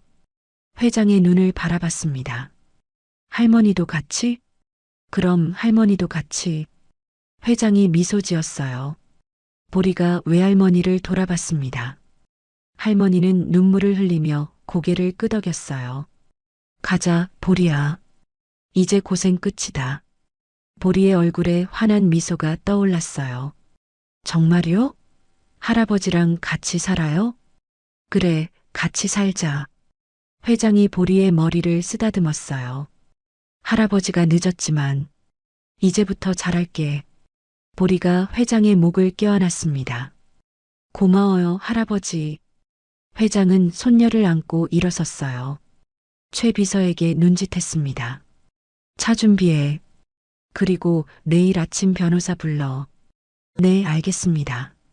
최 비서가 고개를 숙였어요. 유언장을 다시 쓸 거야. 회장의 목소리가 단호했습니다. 내 모든 재산은 이 아이에게 물려줄 거야. 최 비서의 눈이 커졌어요. 모든 재산을요? 그래. 내 친손녀니까. 회장이 보리를 바라봤어요. 이 아이가 내 유일한 후계자야. 노을이 점점 짙어졌습니다. 회장은 손녀와 할머니를 데리고 차로 향했어요. 새로운 삶이 시작되려 하고 있었습니다. 하지만 회장은 몰랐어요. 이 소식을 듣게 될 누군가가 가만히 있지 않으리라는 것을, 어둠 속에서 독이 든 칼을 갈고 있는 사람이 있다는 것을, 그날 밤이었습니다. 서울 강남의 고급 아파트 50층 펜트하우스였어요. 창밖으로 서울 야경이 반짝이고 있었습니다. 거실은 화려했어요. 대리석 바닥에 명품 가구들, 벽에는 값비싼 그림이 걸려 있었습니다. 소파에 한 여자가 앉아 있었어요. 강 여사였습니다. 만수 회장의 후처였죠. 60이 넘었지만 곱게 늙었어요. 단정한 옷차림에 진주 목걸이를 하고 있었습니다. 겉으로는 우아하고 품이 있어 보였어요. 하지만 눈빛은 차가웠습니다. 날카롭고 독했어요. 그녀 앞에 검은 양복을 입은 남자가 서 있었습니다. 50대 초반으로 보였어요. 강 여사의 신복이었죠. 무슨 일이야? 이 밤에 강 여사가 차갑게 물었어요. 사모님, 큰일 났습니다. 남자의 목소리가 떨렸어요. 큰일? 뭔데? 강 여사의 눈이 가늘어졌습니다. 회장님이 손녀를 찾으셨습니다. 침묵이 흘렀어요. 강 여사의 얼굴이 굳어졌습니다. 뭐라고? 20년 전 내쫓으신 이준수 씨 있지 않습니까? 그 사람 딸이 살아 있었습니다. 강 여사의 손이 소파 팔걸이를 움켜쥐었어요. 손등에 핏줄이 붉어졌습니다. 살아있다고? 그년이 애를 낳았단 말이야? 네. 8살짜리 여자아이입니다. 이름은 이볼이라고 합니다. 남자가 서류를 내밀었어요. 강 여사가 서류를 낚아챘습니다. 빠르게 훑어봤어요. 얼굴이 점점 일그러졌습니다. 회장님이 오늘 그 아이를 데려오셨습니다. 외할머니와 함께요. 남자가 말을 이었어요. 그리고 내일 변호사를 부르신답니다. 유언장을 다시 쓰신다고요. 강 여사의 눈이 번뜩였어요. 유언장을? 네. 모든 재산을 그 아이에게 물려주신다고 하셨습니다. 찢어지는 듯한 정적이 흘렀어요. 강 여사의 얼굴이 새하얘졌습니다. 그러다가 불그락푸르락 변했어요. 미쳤어. 완전히 미쳤어. 강 여사가 이를 갈았습니다. 어디서 굴러온 년인지도 모르는 것한테 재산을 다 준다고? 강 여사가 벌떡 일어났어요. 서류를 바닥에 내던졌습니다. 20년이야. 20년 동안 그 영감 뒷바라지를 했어. 강 여사가 소리쳤어요. 내 아들을 후계자로 앉히려고 얼마나 공을 들였는데. 강 여사의 눈에 도끼가 서렸습니다. 20년 전, 강 여사는 계획을 세웠어요. 전처 소생인 준수를 없애야 했습니다. 자기 아들을 후계자로 만들려면요. 그래서 장부를 조작했어요. 준수의 도장을 훔쳐서 서류를 위조했죠. 횡령 누명을 씌웠습니다. 집안에서 반대하는 가난한 여자를 빌미로 협박했어요. 회장은 눈 하나 깜짝 않고 아들을 내쫓았습니다. 계획대로였죠. 그 후로 강 여사의 아들이 회사에서 승승장구했습니다. 지금은 전무자리에 앉아 있었어요. 회장 다음 자리였죠. 다음 후계자로 점찍혀 있었습니다. 그런데 갑자기 손녀가 나타났어요. 죽은 줄 알았던 준수의 딸이. 모든 게 물거품이 될 판이었습니다. 사모님, 어떻게 하시겠습니까? 남자가 조심스럽게 물었어요. 강 여사는 창밖을 바라봤습니다. 서울 야경이 반짝이고 있었어요. 또 하나 있습니다. 남자가 덧붙였어요. 뭐? 회장님이 20년 전 일을 아신 것 같습니다. 강 여사의 눈이 커졌어요. 뭐라고? 이준수 씨가 일기장을 남겼더군요. 거기에 사모님이 장부를 조작했다고 적혀 있었답니다. 강 여사의 얼굴이 흑빛으로 변했어요. 회장님이 그 일기장을 보셨습니다. 남자의 목소리가 낮아졌어요. 외할머니가 보여줬다고 합니다. 강 여사는 말이 없었습니다. 한참을 서 있었어요. 그러다가 천천히 소파에 앉았습니다. 얼굴에 어두운 그림자가 드리웠어요. 끝났어. 강 여사가 중얼거렸어요. 이대로 가면 다 끝나. 강 여사의 눈빛이 흔들렸습니다. 공포와 분노가 뒤섞여 있었어요. 20년 동안 쌓아온 모든 것, 명예, 재산, 권력, 다 무너질 판이었습니다. 안 돼. 강 여사가 고개를 저었어요. 이대로 무너질 순 없어. 강 여사의 눈빛이 달라졌습니다. 흔들림이 사라지고 도끼가 차올랐어요. 날카롭고 잔인한 눈빛이었습니다. 그 아이가 없어야 해. 강 여사가 낮게 말했어요. 네. 뭐라고 하셨습니까? 남자가 되물었습니다. 그 아이. 강 여사의 목소리가 차갑게 가라앉았어요. 쥐도 새도 모르게 해외로 입양시켜. 그러면 끝이야. 남자의 얼굴이 굳어졌어요. 하지만 사모님. 그건 너무. 뭐가 너무 어때? 강 여사가 쏘아붙였어요. 그 아이 때문에 내 20년이 날아가게 생겼는데 가만히 앉아서 당하라고? 남자는 입을 다물었습니다. 강 여사가 일어섰어요. 천천히 방을 서성거렸습니다. 그래, 방법이 있어. 강 여사가 중얼거렸어요. 옛날에 써먹던 그놈들. 아직 연락되지? 그놈들이라면 사채업자들 말씀이십니까? 남자가 조심스럽게 물었어요. 그래, 그놈들. 강 여사가 고개를 끄덕였습니다. 준수 그놈이 쫓겨나고 나서 빚을 졌잖아. 그 빚 아직 남아있지? 네, 5천만 원 정도 됩니다. 이자가 불어서요. 좋아. 강 여사의 입꼬리가 올라갔어요. 차갑고 섬뜩한 미소였습니다. 그 빚쟁이들한테 연락해. 거래를 제안할 거야. 무슨 거래를요? 빚 5천만 원, 내가 3배로 갚아줄게. 강 여사가 말했어요. 대신 조건이 있어. 그 아이를 데려가라고 해. 남자의 얼굴이 새파랗게 질렸어요. 네, 데려가라니요? 납치해서 해외로 입양시켜. 강 여사의 목소리는 냉정했어요. 마치 물건 처분하듯 말하고 있었습니다.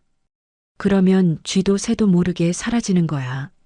증거도 없고 증인도 없어. 하지만 사모님. 남자가 머뭇거렸어요. 8살짜리 아이입니다. 아무리 그래도. 닥쳐. 강 여사가 버럭 소리쳤어요. 내가 뭔데 나한테 훈수야? 남자는 움츠러들었습니다. 강 여사가 다가왔어요. 남자의 턱을 손가락으로 들어 올렸습니다. 넌 내가 시키는 대로만 하면 돼. 알겠어? 네. 알겠습니다. 남자가 고개를 숙였어요. 강 여사가 물러섰습니다. 오늘 밤 안으로 연락해. 빠르면 빠를수록 좋아. 알겠습니다. 남자가 허리를 굽혔어요. 돌아서서 나가려는데 강 여사가 불렀습니다. 잠깐. 남자가 멈췄어요. 확실하게 내가 할게. 남자의 등줄기가 서늘해졌어요. 하지만 대답할 수밖에 없었습니다. 네.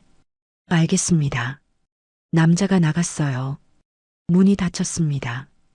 강 여사는 혼자 남았어요. 창가로 다가갔습니다. 서울 야경을 내려다봤어요.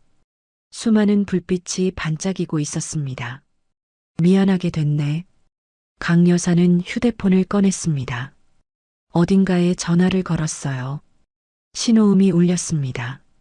잠시 후 전화가 연결됐어요. 나야. 강 여사가 말했어요. 오랜만이네.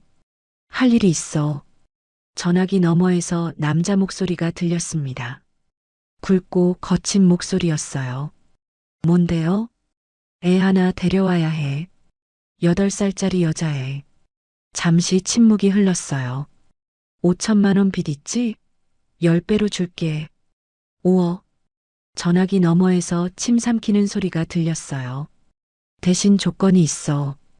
오늘 밤 안으로 끝내. 쥐도 새도 모르게. 알겠습니다. 남자의 목소리가 들렸어요. 주소 보내주세요. 좋아. 문자로 보낼게. 강 여사가 전화를 끊었어요. 창밖을 바라봤습니다. 달이 구름 뒤로 숨어 있었어요.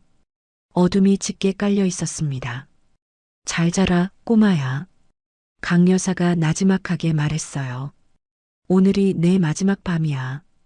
강 여사의 웃음소리가 펜트하우스에 울려 퍼졌습니다. 차갑고 섬뜩한 웃음이었어요. 그 시각 만수 회장의 저택에서는 불이 환하게 켜져 있었습니다. 보리와 외할머니가 도착한 첫날 밤이었어요. 보리는 처음 보는 큰 집에 눈이 휘둥그레졌습니다. 와, 여기가 할아버지 집이야? 보리가 감탄했어요. 그래, 이제 여기가 내 집이기도 해. 회장이 웃으며 말했습니다. 보리는 집 안을 구경했어요. 넓은 거실, 높은 천장, 반짝이는 샹들리에. 태어나서 처음 보는 세상이었습니다. 할아버지, 나 여기서 살아도 돼? 보리가 물었어요. 당연하지. 넌 이제 이 집 주인이야. 회장이 보리의 머리를 쓰다듬었어요. 보리의 얼굴에 환한 미소가 번졌습니다. 하지만 그들은 몰랐어요. 어둠 속에서 위험이 다가오고 있다는 것을, 오늘 밤 무서운 일이 벌어지려 한다는 것을. 그날 밤이었습니다. 하늘에서 비가 쏟아지기 시작했어요. 바람도 거세게 불었습니다. 나뭇가지가 흔들리고 창문이 덜컹거렸어요. 만수 회장의 저택은 고요했습니다. 밤 11시가 넘어 있었어요. 모두가 잠자리에 든 시간이었죠. 보리는 2층 손님방에서 자고 있었습니다. 외할머니도 옆방에서 쉬고 있었어요. 오랜만에 푹신한 침대에서 자는 밤이었습니다. 보리는 깊이 잠들어 있었어요. 편안한 얼굴이었습니다. 입가에 미소가 떠올라 있었어요. 좋은 꿈을 꾸고 있는 것 같았습니다. 아빠 꿈을 꾸고 있었을지도 몰라요. 그때였습니다. 저택 뒷담 너머로 그림자들이 움직였어요. 검은 옷을 입은 남자들이었습니다. 대여섯 명이 담을 넘었어요. 빗속에서 조용히 움직였습니다. 선두에 선 남자가 손짓했어요. 남자들이 흩어졌습니다. 2명은 경비실로, 2명은 본관 뒷문으로, 나머지는 2층으로 향했어요. 경비원들은 습격을 눈치채지 못했습니다. 비바람 소리에 발소리가 묻혔거든요. 사채업자들이었어요. 강 여사가 고용한 자들이었습니다. 이들은 오랫동안 이런 일을 해왔어요. 돈을 받고 사람을 납치하는 일. 더러운 일이었지만 돈이 됐습니다. 2층 세 번째 방이래. 선두에 선 남자가 속삭였어요. 8살짜리 여자애. 조용히 데리고 나와. 남자들이 고개를 끄덕였습니다. 창문을 열고 안으로 들어갔어요. 복도를 조용히 걸었습니다. 카펫이 깔려 있어서 발소리가 나지 않았어요. 세 번째 방 앞에 멈췄습니다. 문고리를 잡았어요. 천천히 돌렸습니다. 삐걱. 문이 열렸어요. 어두운 방 안이 보였습니다. 침대에 작은 아이가 누워 있었어요. 보리였습니다. 이불을 덮고 새근새근 자고 있었어요. 남자들이 침대로 다가갔습니다. 한 명이 이불을 확 젖혔어요. 보리가 눈을 떴습니다. 응? 잠에서 덜 깬 목소리였어요. 눈앞에 낯선 남자가 있었습니다. 검은 복면을 쓰고 있었어요. 보리의 눈이 커졌습니다. 으악! 비명을 지르려는 순간 남자가 보리의 입을 막았어요. 커다란 손이 작은 얼굴을 덮었습니다. 조용히 해. 소리 지르면 죽여. 남자가 낮게 위협했어요. 보리는 눈을 동그랗게 뜨고 떨었습니다. 공포에 질린 얼굴이었어요. 남자가 보리를 이불로 감쌌습니다. 마치 짐짝처럼요. 보리는 발버둥 쳤어요. 하지만 남자의 힘이 너무 셌습니다. 꿈쩍도 할 수 없었어요. 움직이지 마. 가만히 있어. 남자가 보리를 어깨에 둘러맸어요. 다른 남자들이 주위를 경계했습니다. 빨리 나가자. 그들이 방을 나서려는 순간이었어요. 누구야? 복도에서 외침이 들렸습니다. 외할머니였어요. 화장실에 가려고 나왔다가 남자들과 마주친 거였죠. 할머니의 얼굴이 새하얘졌어요. 보리야. 할머니가 남자들에게 달려들었습니다. 주름진 손으로 남자의 팔을 잡았어요. 우리 보리나. 할머니가 악을 썼어요. 남자가 할머니를 밀쳐냈습니다. 할머니가 휘청거렸어요. 하지만 포기하지 않았습니다. 다시 달려들었어요. 이 도둑놈들아. 보리나. 할머니가 남자의 등을 두들겼어요. 시끄러워. 다른 남자가 할머니를 세게 밀었습니다. 할머니가 바닥에 나동그라졌어요. 쿵. 머리가 바닥에 부딪혔습니다. 할머니. 보리가 이불 속에서 외쳤어요. 할머니. 보리의 비명이 복도에 울렸습니다. 할머니는 바닥에 쓰러진 채 움직이지 않았어요. 이마에서 피가 흘러내렸습니다. 빨리 가. 남자들이 서둘러 움직였어요. 보리를 안고 계단을 내려갔습니다. 뒷문을 열고 밖으로 뛰어나갔어요. 비가 쏟아지고 있었습니다. 바람이 거세게 불었어요. 담 너머에 검은 승합차가 대기하고 있었습니다. 남자들이 보리를 차에 태웠어요. 문이 닫혔습니다. 출발해. 차가 움직이기 시작했어요. 어둠 속으로 사라졌습니다. 보리는 차 안에서 떨고 있었어요. 이불에 감긴 채로 바닥에 내팽개쳐져 있었습니다. 무서웠어요. 너무 무서웠습니다. 할머니. 보리가 울먹였어요. 할아버지.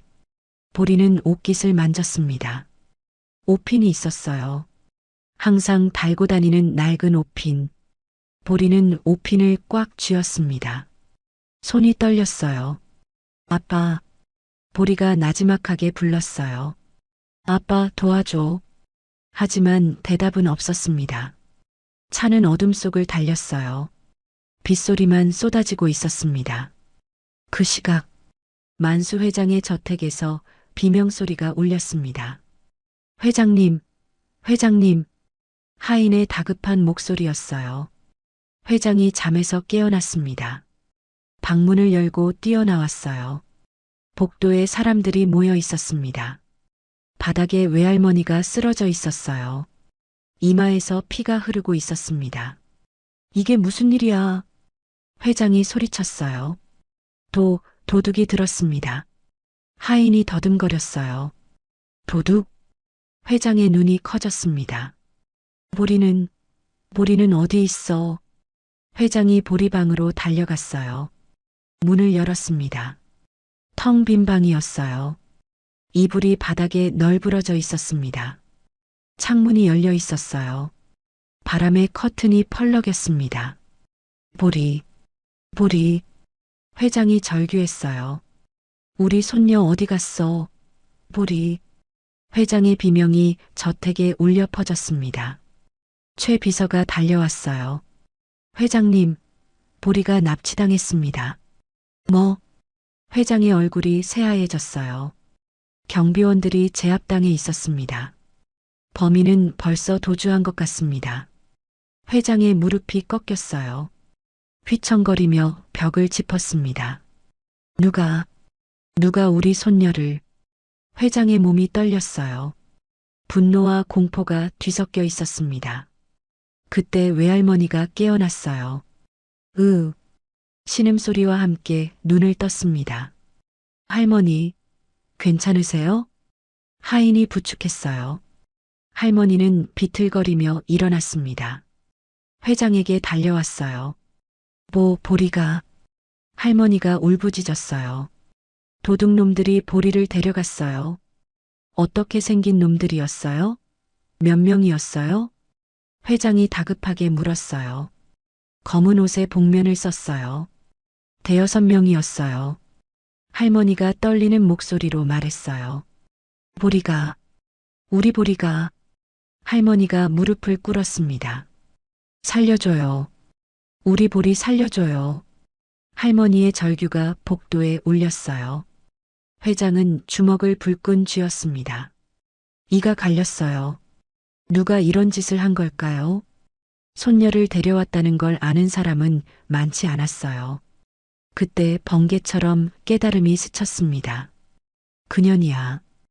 회장이 낮게 중얼거렸어요. 그년이 시킨 거야. 회장의 눈에 불꽃이 일었습니다. 강 여사, 그 독한 년이. 회장은 최 비서를 돌아봤어요. 당장 경찰에 신고해.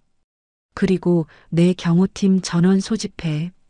회장의 목소리가 우레처럼 울렸어요. 우리 손녀 빼앗긴 채로 가만히 있을 것 같아? 끝까지 추적해서 찾아와. 네, 알겠습니다. 최 비서가 달려나갔어요. 회장은 창밖을 바라봤습니다. 비가 쏟아지고 있었어요. 어둠 속으로 사라진 손녀. 보리야. 회장이 나지막하게 불렀어요. 할아버지가 반드시 찾을게. 조금만 버텨라. 회장의 눈에서 눈물이 흘러내렸습니다. 하지만 눈빛은 타오르고 있었어요. 분노의 불꽃이었습니다. 감히 내 피부치를 건드려? 회장이 이를 갈았어요. 그 대가를 톡톡히 치르게 해주마. 번개가 하늘을 갈랐습니다. 천둥 소리가 저택을 뒤흔들었어요. 폭풍우 속에서 벌어진 납치, 그리고 시작되는 추격전. 오늘 밤 모든 것이 결정될 거였습니다. 비가 거세게 쏟아지고 있었습니다. 만수 회장은 저택 현관에 서 있었어요. 검은 코트를 걸치고 있었습니다. 눈빛이 매섭게 빛나고 있었어요. 현관 앞에 검은 승용차들이 줄지어 서 있었습니다. 10대가 넘었어요. 회장의 경호팀이었습니다. 검은 양복을 입은 남자들이 우르르 모여 있었어요. 전원 출동 준비됐나? 회장이 낮게 물었어요. 네, 회장님. 준비됐습니다. 경호실장이 대답했습니다. 범인들 차량 추적은? 고속도로 요금소 영상을 확보했습니다. 검은 승합차가 공항 방향으로 가고 있습니다. 회장의 눈이 번뜩였어요. 공항? 해외로 빼돌리려는 것 같습니다. 회장의 얼굴이 일그러졌어요. 그년이 아주 작정을 했군. 회장은 주먹을 불끈 쥐었습니다. 출발해. 끝까지 추적한다. 회장이 차에 올랐어요. 경호 차량들이 일제히 시동을 걸었습니다. 부릉, 부릉, 부릉. 엔진 소리가 밤하늘에 울렸어요. 차량 행렬이 움직이기 시작했습니다. 빗속을 뚫고 달렸어요. 앞서거니 뒤서거니 질주했습니다. 마치 검은 뱀떼가 움직이는 것 같았어요. 회장은 뒷좌석에서 창밖을 바라봤습니다. 빗방울이 유리창을 타고 흘러내렸어요. 손녀의 얼굴이 떠올랐습니다. 시장에서 자신을 살려줬던 그 아이.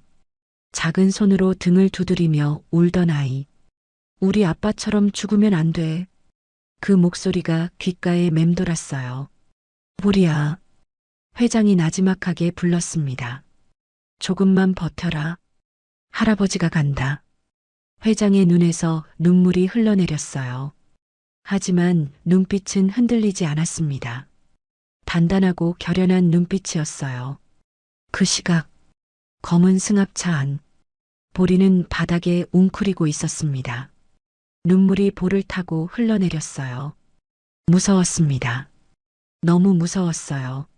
남자들이 앞좌석에서 떠들고 있었습니다. 공항까지 얼마나 남았어? 1시간 정도. 비행기 시간은? 새벽 3시야. 충분해. 남자들이 킥킥거렸어요. 이번 건 대박이다. 무려 5억이야. 그러게. 애 하나 잡아서 이 돈이면 꿀이지. 보리는 귀를 막고 싶었어요. 하지만 그럴 수 없었습니다. 보리는 옷깃을 더듬었어요. 옷핀이 아직 있었습니다. 남자들이 빼앗지 않았어요. 작은 옷핀 하나. 보리에게는 그게 유일한 부적이었습니다. 보리는 조심스럽게 옷핀을 뽑았어요. 손이 떨렸습니다. 할아버지가 올 거야. 보리는 속으로 되뇌었어요. 할아버지가 반드시 올 거야. 보리는 옷핀을 꽉 쥐었습니다. 아빠가 생각났어요. 아빠가 항상 말했었죠. 보리야, 포기하지 마. 끝까지 버티면 길이 열려. 보리는 눈물을 삼켰어요. 그때였습니다. 운전석에서 남자가 소리쳤어요. 뒤에 차가 따라온다. 뭐? 다른 남자가 뒤를 돌아봤어요. 백미러에 불빛이 보였습니다. 한 대가 아니었어요. 여러 대의 헤드라이트가 다가오고 있었습니다. 뭐야 저거? 경찰이야? 남자들이 당황했어요. 아닌 것 같은데. 사이렌 소리가 안 들려. 그럼 뭐야? 차들이 빠르게 다가왔습니다. 점점 가까워졌어요. 이제 차종이 보였습니다. 검은색 고급 승용차들이었어요. 전부 같은 차종이었습니다. 10대가 넘었어요. 미쳤나? 저게 뭐야? 남자들이 눈이 휘둥그레졌어요. 경호 차량이었습니다. 만수 회장의 경호팀이었어요. 차들이 승합차를 에워싸기 시작했습니다. 앞에서 2대가 가로막았어요. 뒤에서도 막혔습니다. 양옆으로도 차들이 붙었어요. 완전히 포위당한 거였습니다. 빠져나가, 어떻게든 빠져나가. 남자가 소리쳤어요. 운전자가 핸들을 꺾었습니다. 하지만 소용없었어요. 사방이 막혀 있었습니다. 결국 승합차가 급정거했어요. 기익. 타이어가 비명을 질렀습니다. 차가 빗길에 미끄러졌어요. 가드레일에 부딪히며 멈췄습니다. 쾅! 충격에 남자들이 흔들렸어요. 보리도 바닥에 나뒹굴었습니다. 으윽! 보리가 신음했어요. 하지만 다치지 않았습니다. 그때 승합차 문이 벌컥 열렸어요. 빗줄기가 안으로 쏟아졌습니다. 검은 양복을 입은 남자들이 우르르 달려들었어요. 경호원들이었습니다. 꼼짝 마.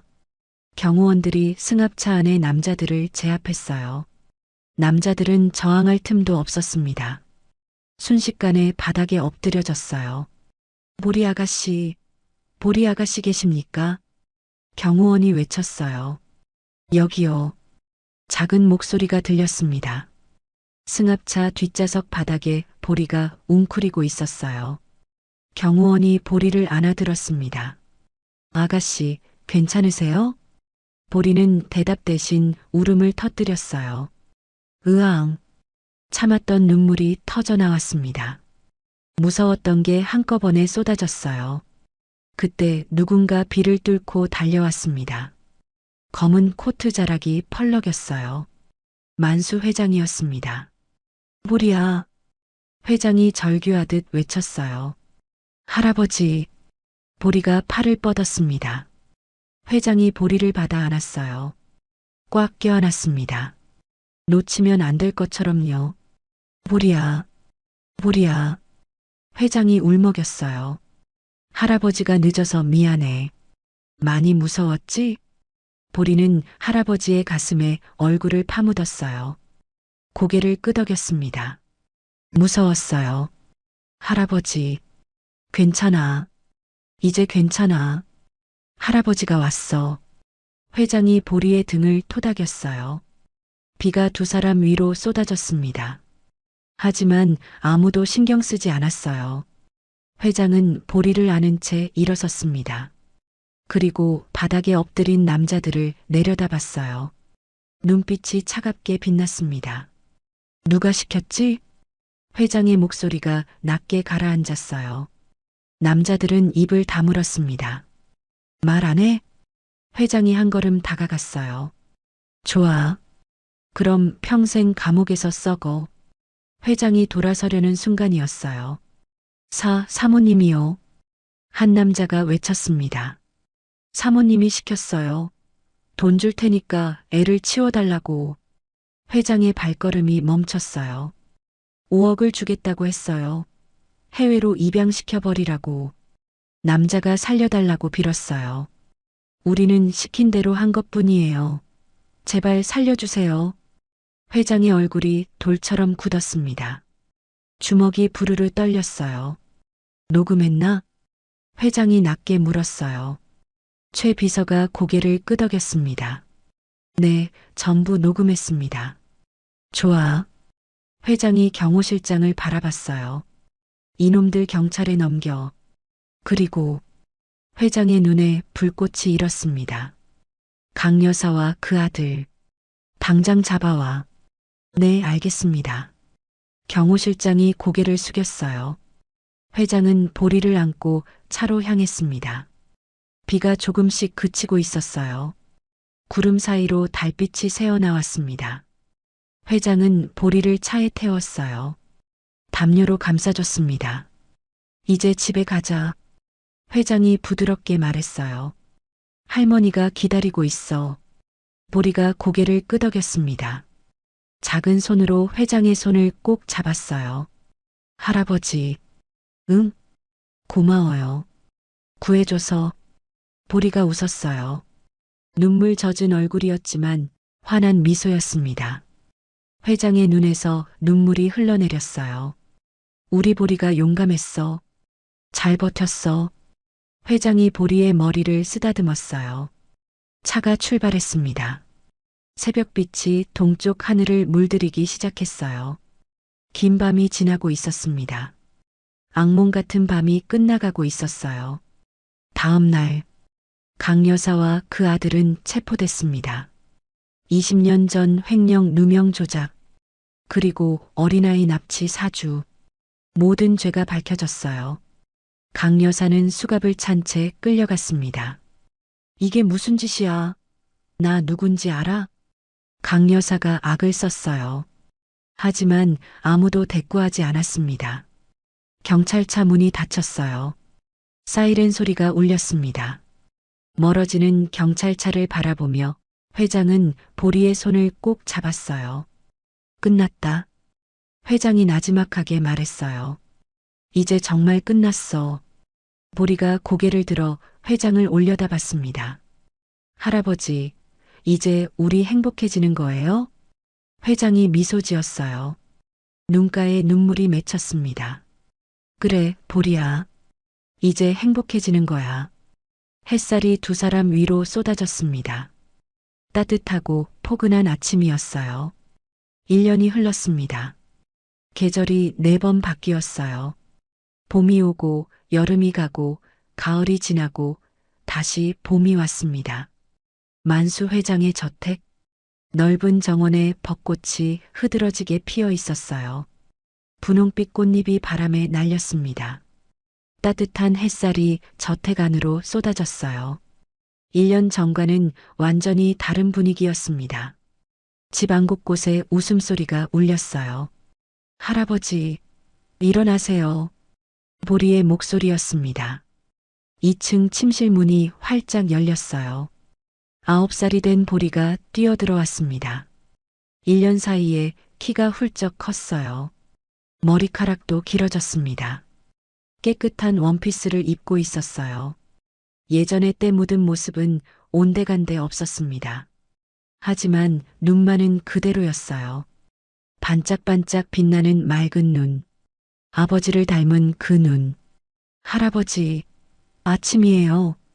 보리가 침대 옆에 서서 외쳤어요. 만수 회장이 눈을 떴습니다. 1년 사이에 많이 달라졌어요. 얼굴에 살이 올랐습니다. 핏기가 돌았어요. 눈빛에 생기가 넘쳤습니다. 벌써 아침이야? 회장이 웃으며 몸을 일으켰어요. 응, 할머니가 아침 준비했대. 보리가 회장의 손을 잡아 끌었습니다. 빨리 가요. 식기 전에. 회장은 보리의 손에 이끌려 침대에서 내려왔어요. 손녀의 작은 손이 따뜻했습니다. 1년 전만 해도 상상할 수 없던 일이었어요. 2층 계단을 내려왔습니다. 식당으로 향했어요. 넓은 식탁에 음식이 차려져 있었습니다. 하얀 쌀밥, 된장찌개, 계란말이, 나물 반찬, 소박하지만 정성스러운 상차림이었어요. 식탁 옆에 외할머니가 서 있었습니다. 앞치마를 두르고 있었어요. 1년 전과는 딴 사람 같았습니다. 얼굴에 혈색이 돌았어요. 허리도 펴졌습니다. 제대로 된 치료를 받은 덕분이었죠. 사돈 어른 앉으세요. 할머니가 미소 지으며 말했어요. 오늘도 수고하셨습니다. 회장이 의자에 앉으며 말했어요. 에이, 수고는요. 밥 짓는 게 뭐가 수고예요. 할머니가 손을 저었어요. 처음에는 어색했습니다. 며느리 친정 어머니와 한 집에 살게 됐으니까요. 게다가 20년 전 아들을 내쫓은 원수 같은 사이였어요. 하지만 1년이 지나면서 달라졌습니다. 서로의 마음을 알게 됐어요. 둘 다 준수를 사랑했다는 것을, 둘 다 보리를 아낀다는 것을, 그게 두 사람을 이어줬습니다. 자, 먹자. 회장이 숟가락을 들었어요. 밥을 떴습니다. 입에 넣었어요. 삼켰습니다. 목구멍으로 부드럽게 넘어갔어요. 막히지 않았습니다. 1년 전만 해도 불가능한 일이었어요. 물 한 모금도 넘기기 힘들었죠. 하지만 지금은 달랐습니다. 밥을 먹을 수 있었어요. 맛있어? 할머니가 물었어요. 맛있습니다. 회장이 고개를 끄덕였어요. 평생 먹어본 밥 중에 제일 맛있어요. 회장의 눈가가 촉촉해졌습니다. 사실 음식 맛은 평범했어요. 특별한 재료를 쓴 것도 아니었고요. 하지만 달랐습니다. 사랑하는 사람들과 함께 먹는 밥. 그게 다른 거였어요. 20년 동안 산의 진미를 먹었지만 한 번도 맛있다고 느낀 적 없었습니다. 목구멍이 막혀서 넘어가지도 않았어요. 하지만 지금은 달랐습니다. 소박한 밥상이지만 따뜻했어요. 할아버지, 보리가 불렀어요. 응? 회장이 보리를 바라봤습니다. 보리가 자기 밥그릇에서 밥을 떴어요. 숟가락을 입으로 가져갔습니다. 후후 불어서 시켰어요. 그리고 회장 입 앞으로 가져갔습니다. 제가 호 해드릴게요. 아, 보리가 웃으며 말했어요. 회장은 멈칫했습니다. 눈시울이 붉어졌어요. 아빠가 그랬어요. 보리가 말했어요. 밥은 사랑하는 사람이랑 먹어야 맛있대요. 보리의 눈이 반짝였습니다. 저 할아버지 사랑해요. 그러니까 드세요. 회장의 눈에서 눈물이 뚝 떨어졌어요. 밥그릇 위로 떨어졌습니다. 회장은 보리가 떠주는 밥을 받아 먹었어요. 목구멍으로 넘어갔습니다. 부드럽게, 따뜻하게. 맛있어요? 보리가 물었어요. 회장은 대답 대신 울었습니다. 눈물이 멈추지 않았어요. 그래, 맛있다. 회장이 울먹이며 말했어요. 우리 보리가 주니까 밥이 참 달다. 회장은 손으로 눈물을 훔쳤어요.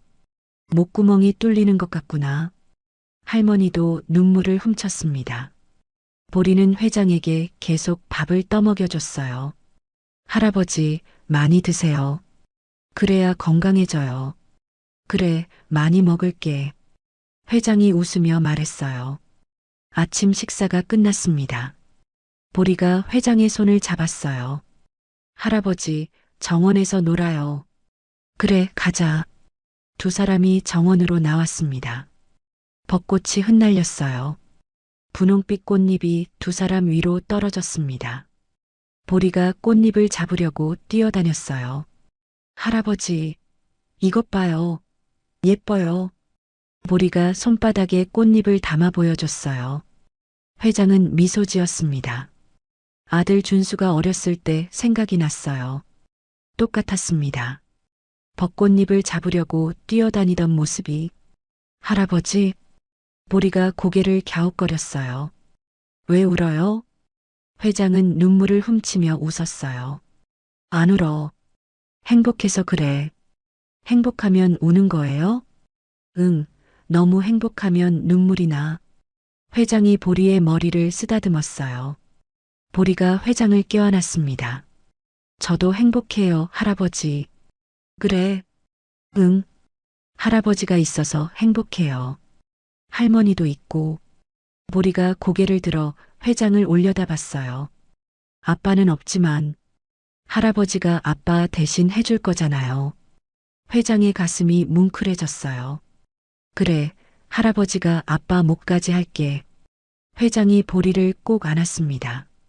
우리 보리 행복하게 해줄게. 약속해. 벚꽃잎이 두 사람 위로 떨어졌어요. 따뜻한 봄바람이 불었습니다. 그때 보리가 회장의 손목을 잡았어요. 맥을 짚는 신용을 했습니다. 할아버지, 맥박이 좋아요. 보리가 진지하게 말했어요. 1년 전보다 훨씬 좋아졌어요.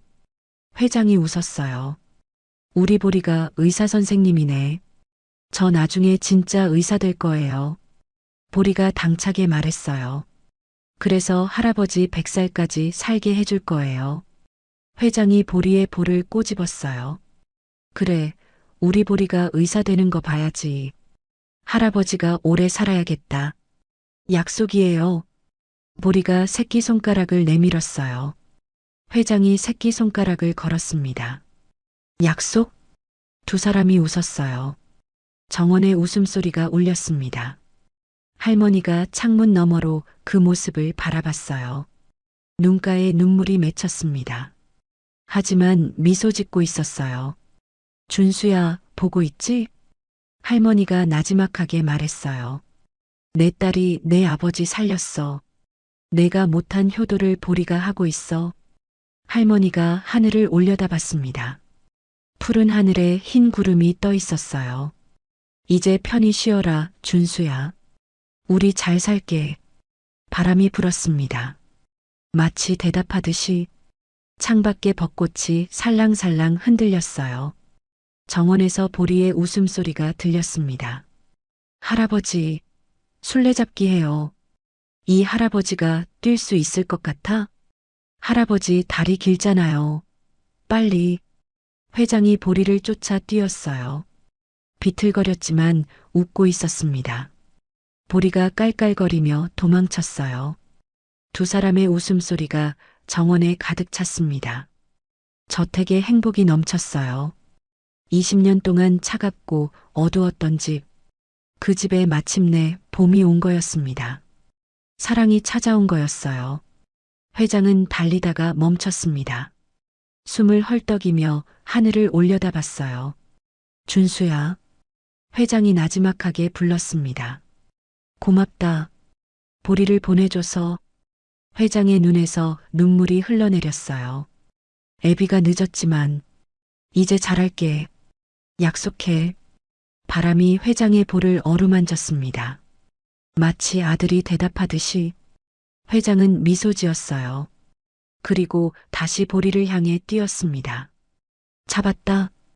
회장이 보리를 안아들었어요. 아, 잡혔다. 보리가 깔깔 웃었습니다. 두 사람이 잔디밭 위에 나란히 누웠어요. 하늘을 바라봤습니다. 푸른 하늘, 흰 구름, 흩날리는 벚꽃잎. 할아버지, 응? 나 할아버지 만나서 좋아. 할아버지도 보리 만나서 좋아. 우리 오래오래 같이 살자. 그래, 오래오래 살자. 두 사람이 손을 꼭 잡았어요. 작은 손과 큰 손, 손녀와 할아버지. 혈육의 온기가 전해졌습니다. 사랑은 가장 위대한 명약이었어요. 목구멍을 막았던 죄책감, 가슴을 짓누르던 후회. 그 모든 것을 사랑이 녹여줬습니다. 8살 소녀의 작은 손이, 누룽지 사탕 하나가. 할아버지, 이거 드세요. 힘나요. 그 한마디가 죽어가던 노인을 살렸어요. 20년 묵은 한을 풀었습니다. 사랑으로 지은 밥. 그것이 세상에서 가장 맛있는 밥이었어요. 벚꽃잎이 흩날렸습니다. 봄바람이 불었어요. 정원에 두 사람의 웃음소리가 울렸습니다. 행복한 웃음소리가. 그렇게 이야기는 끝이 났습니다. 아니, 새로운 이야기가 시작됐어요.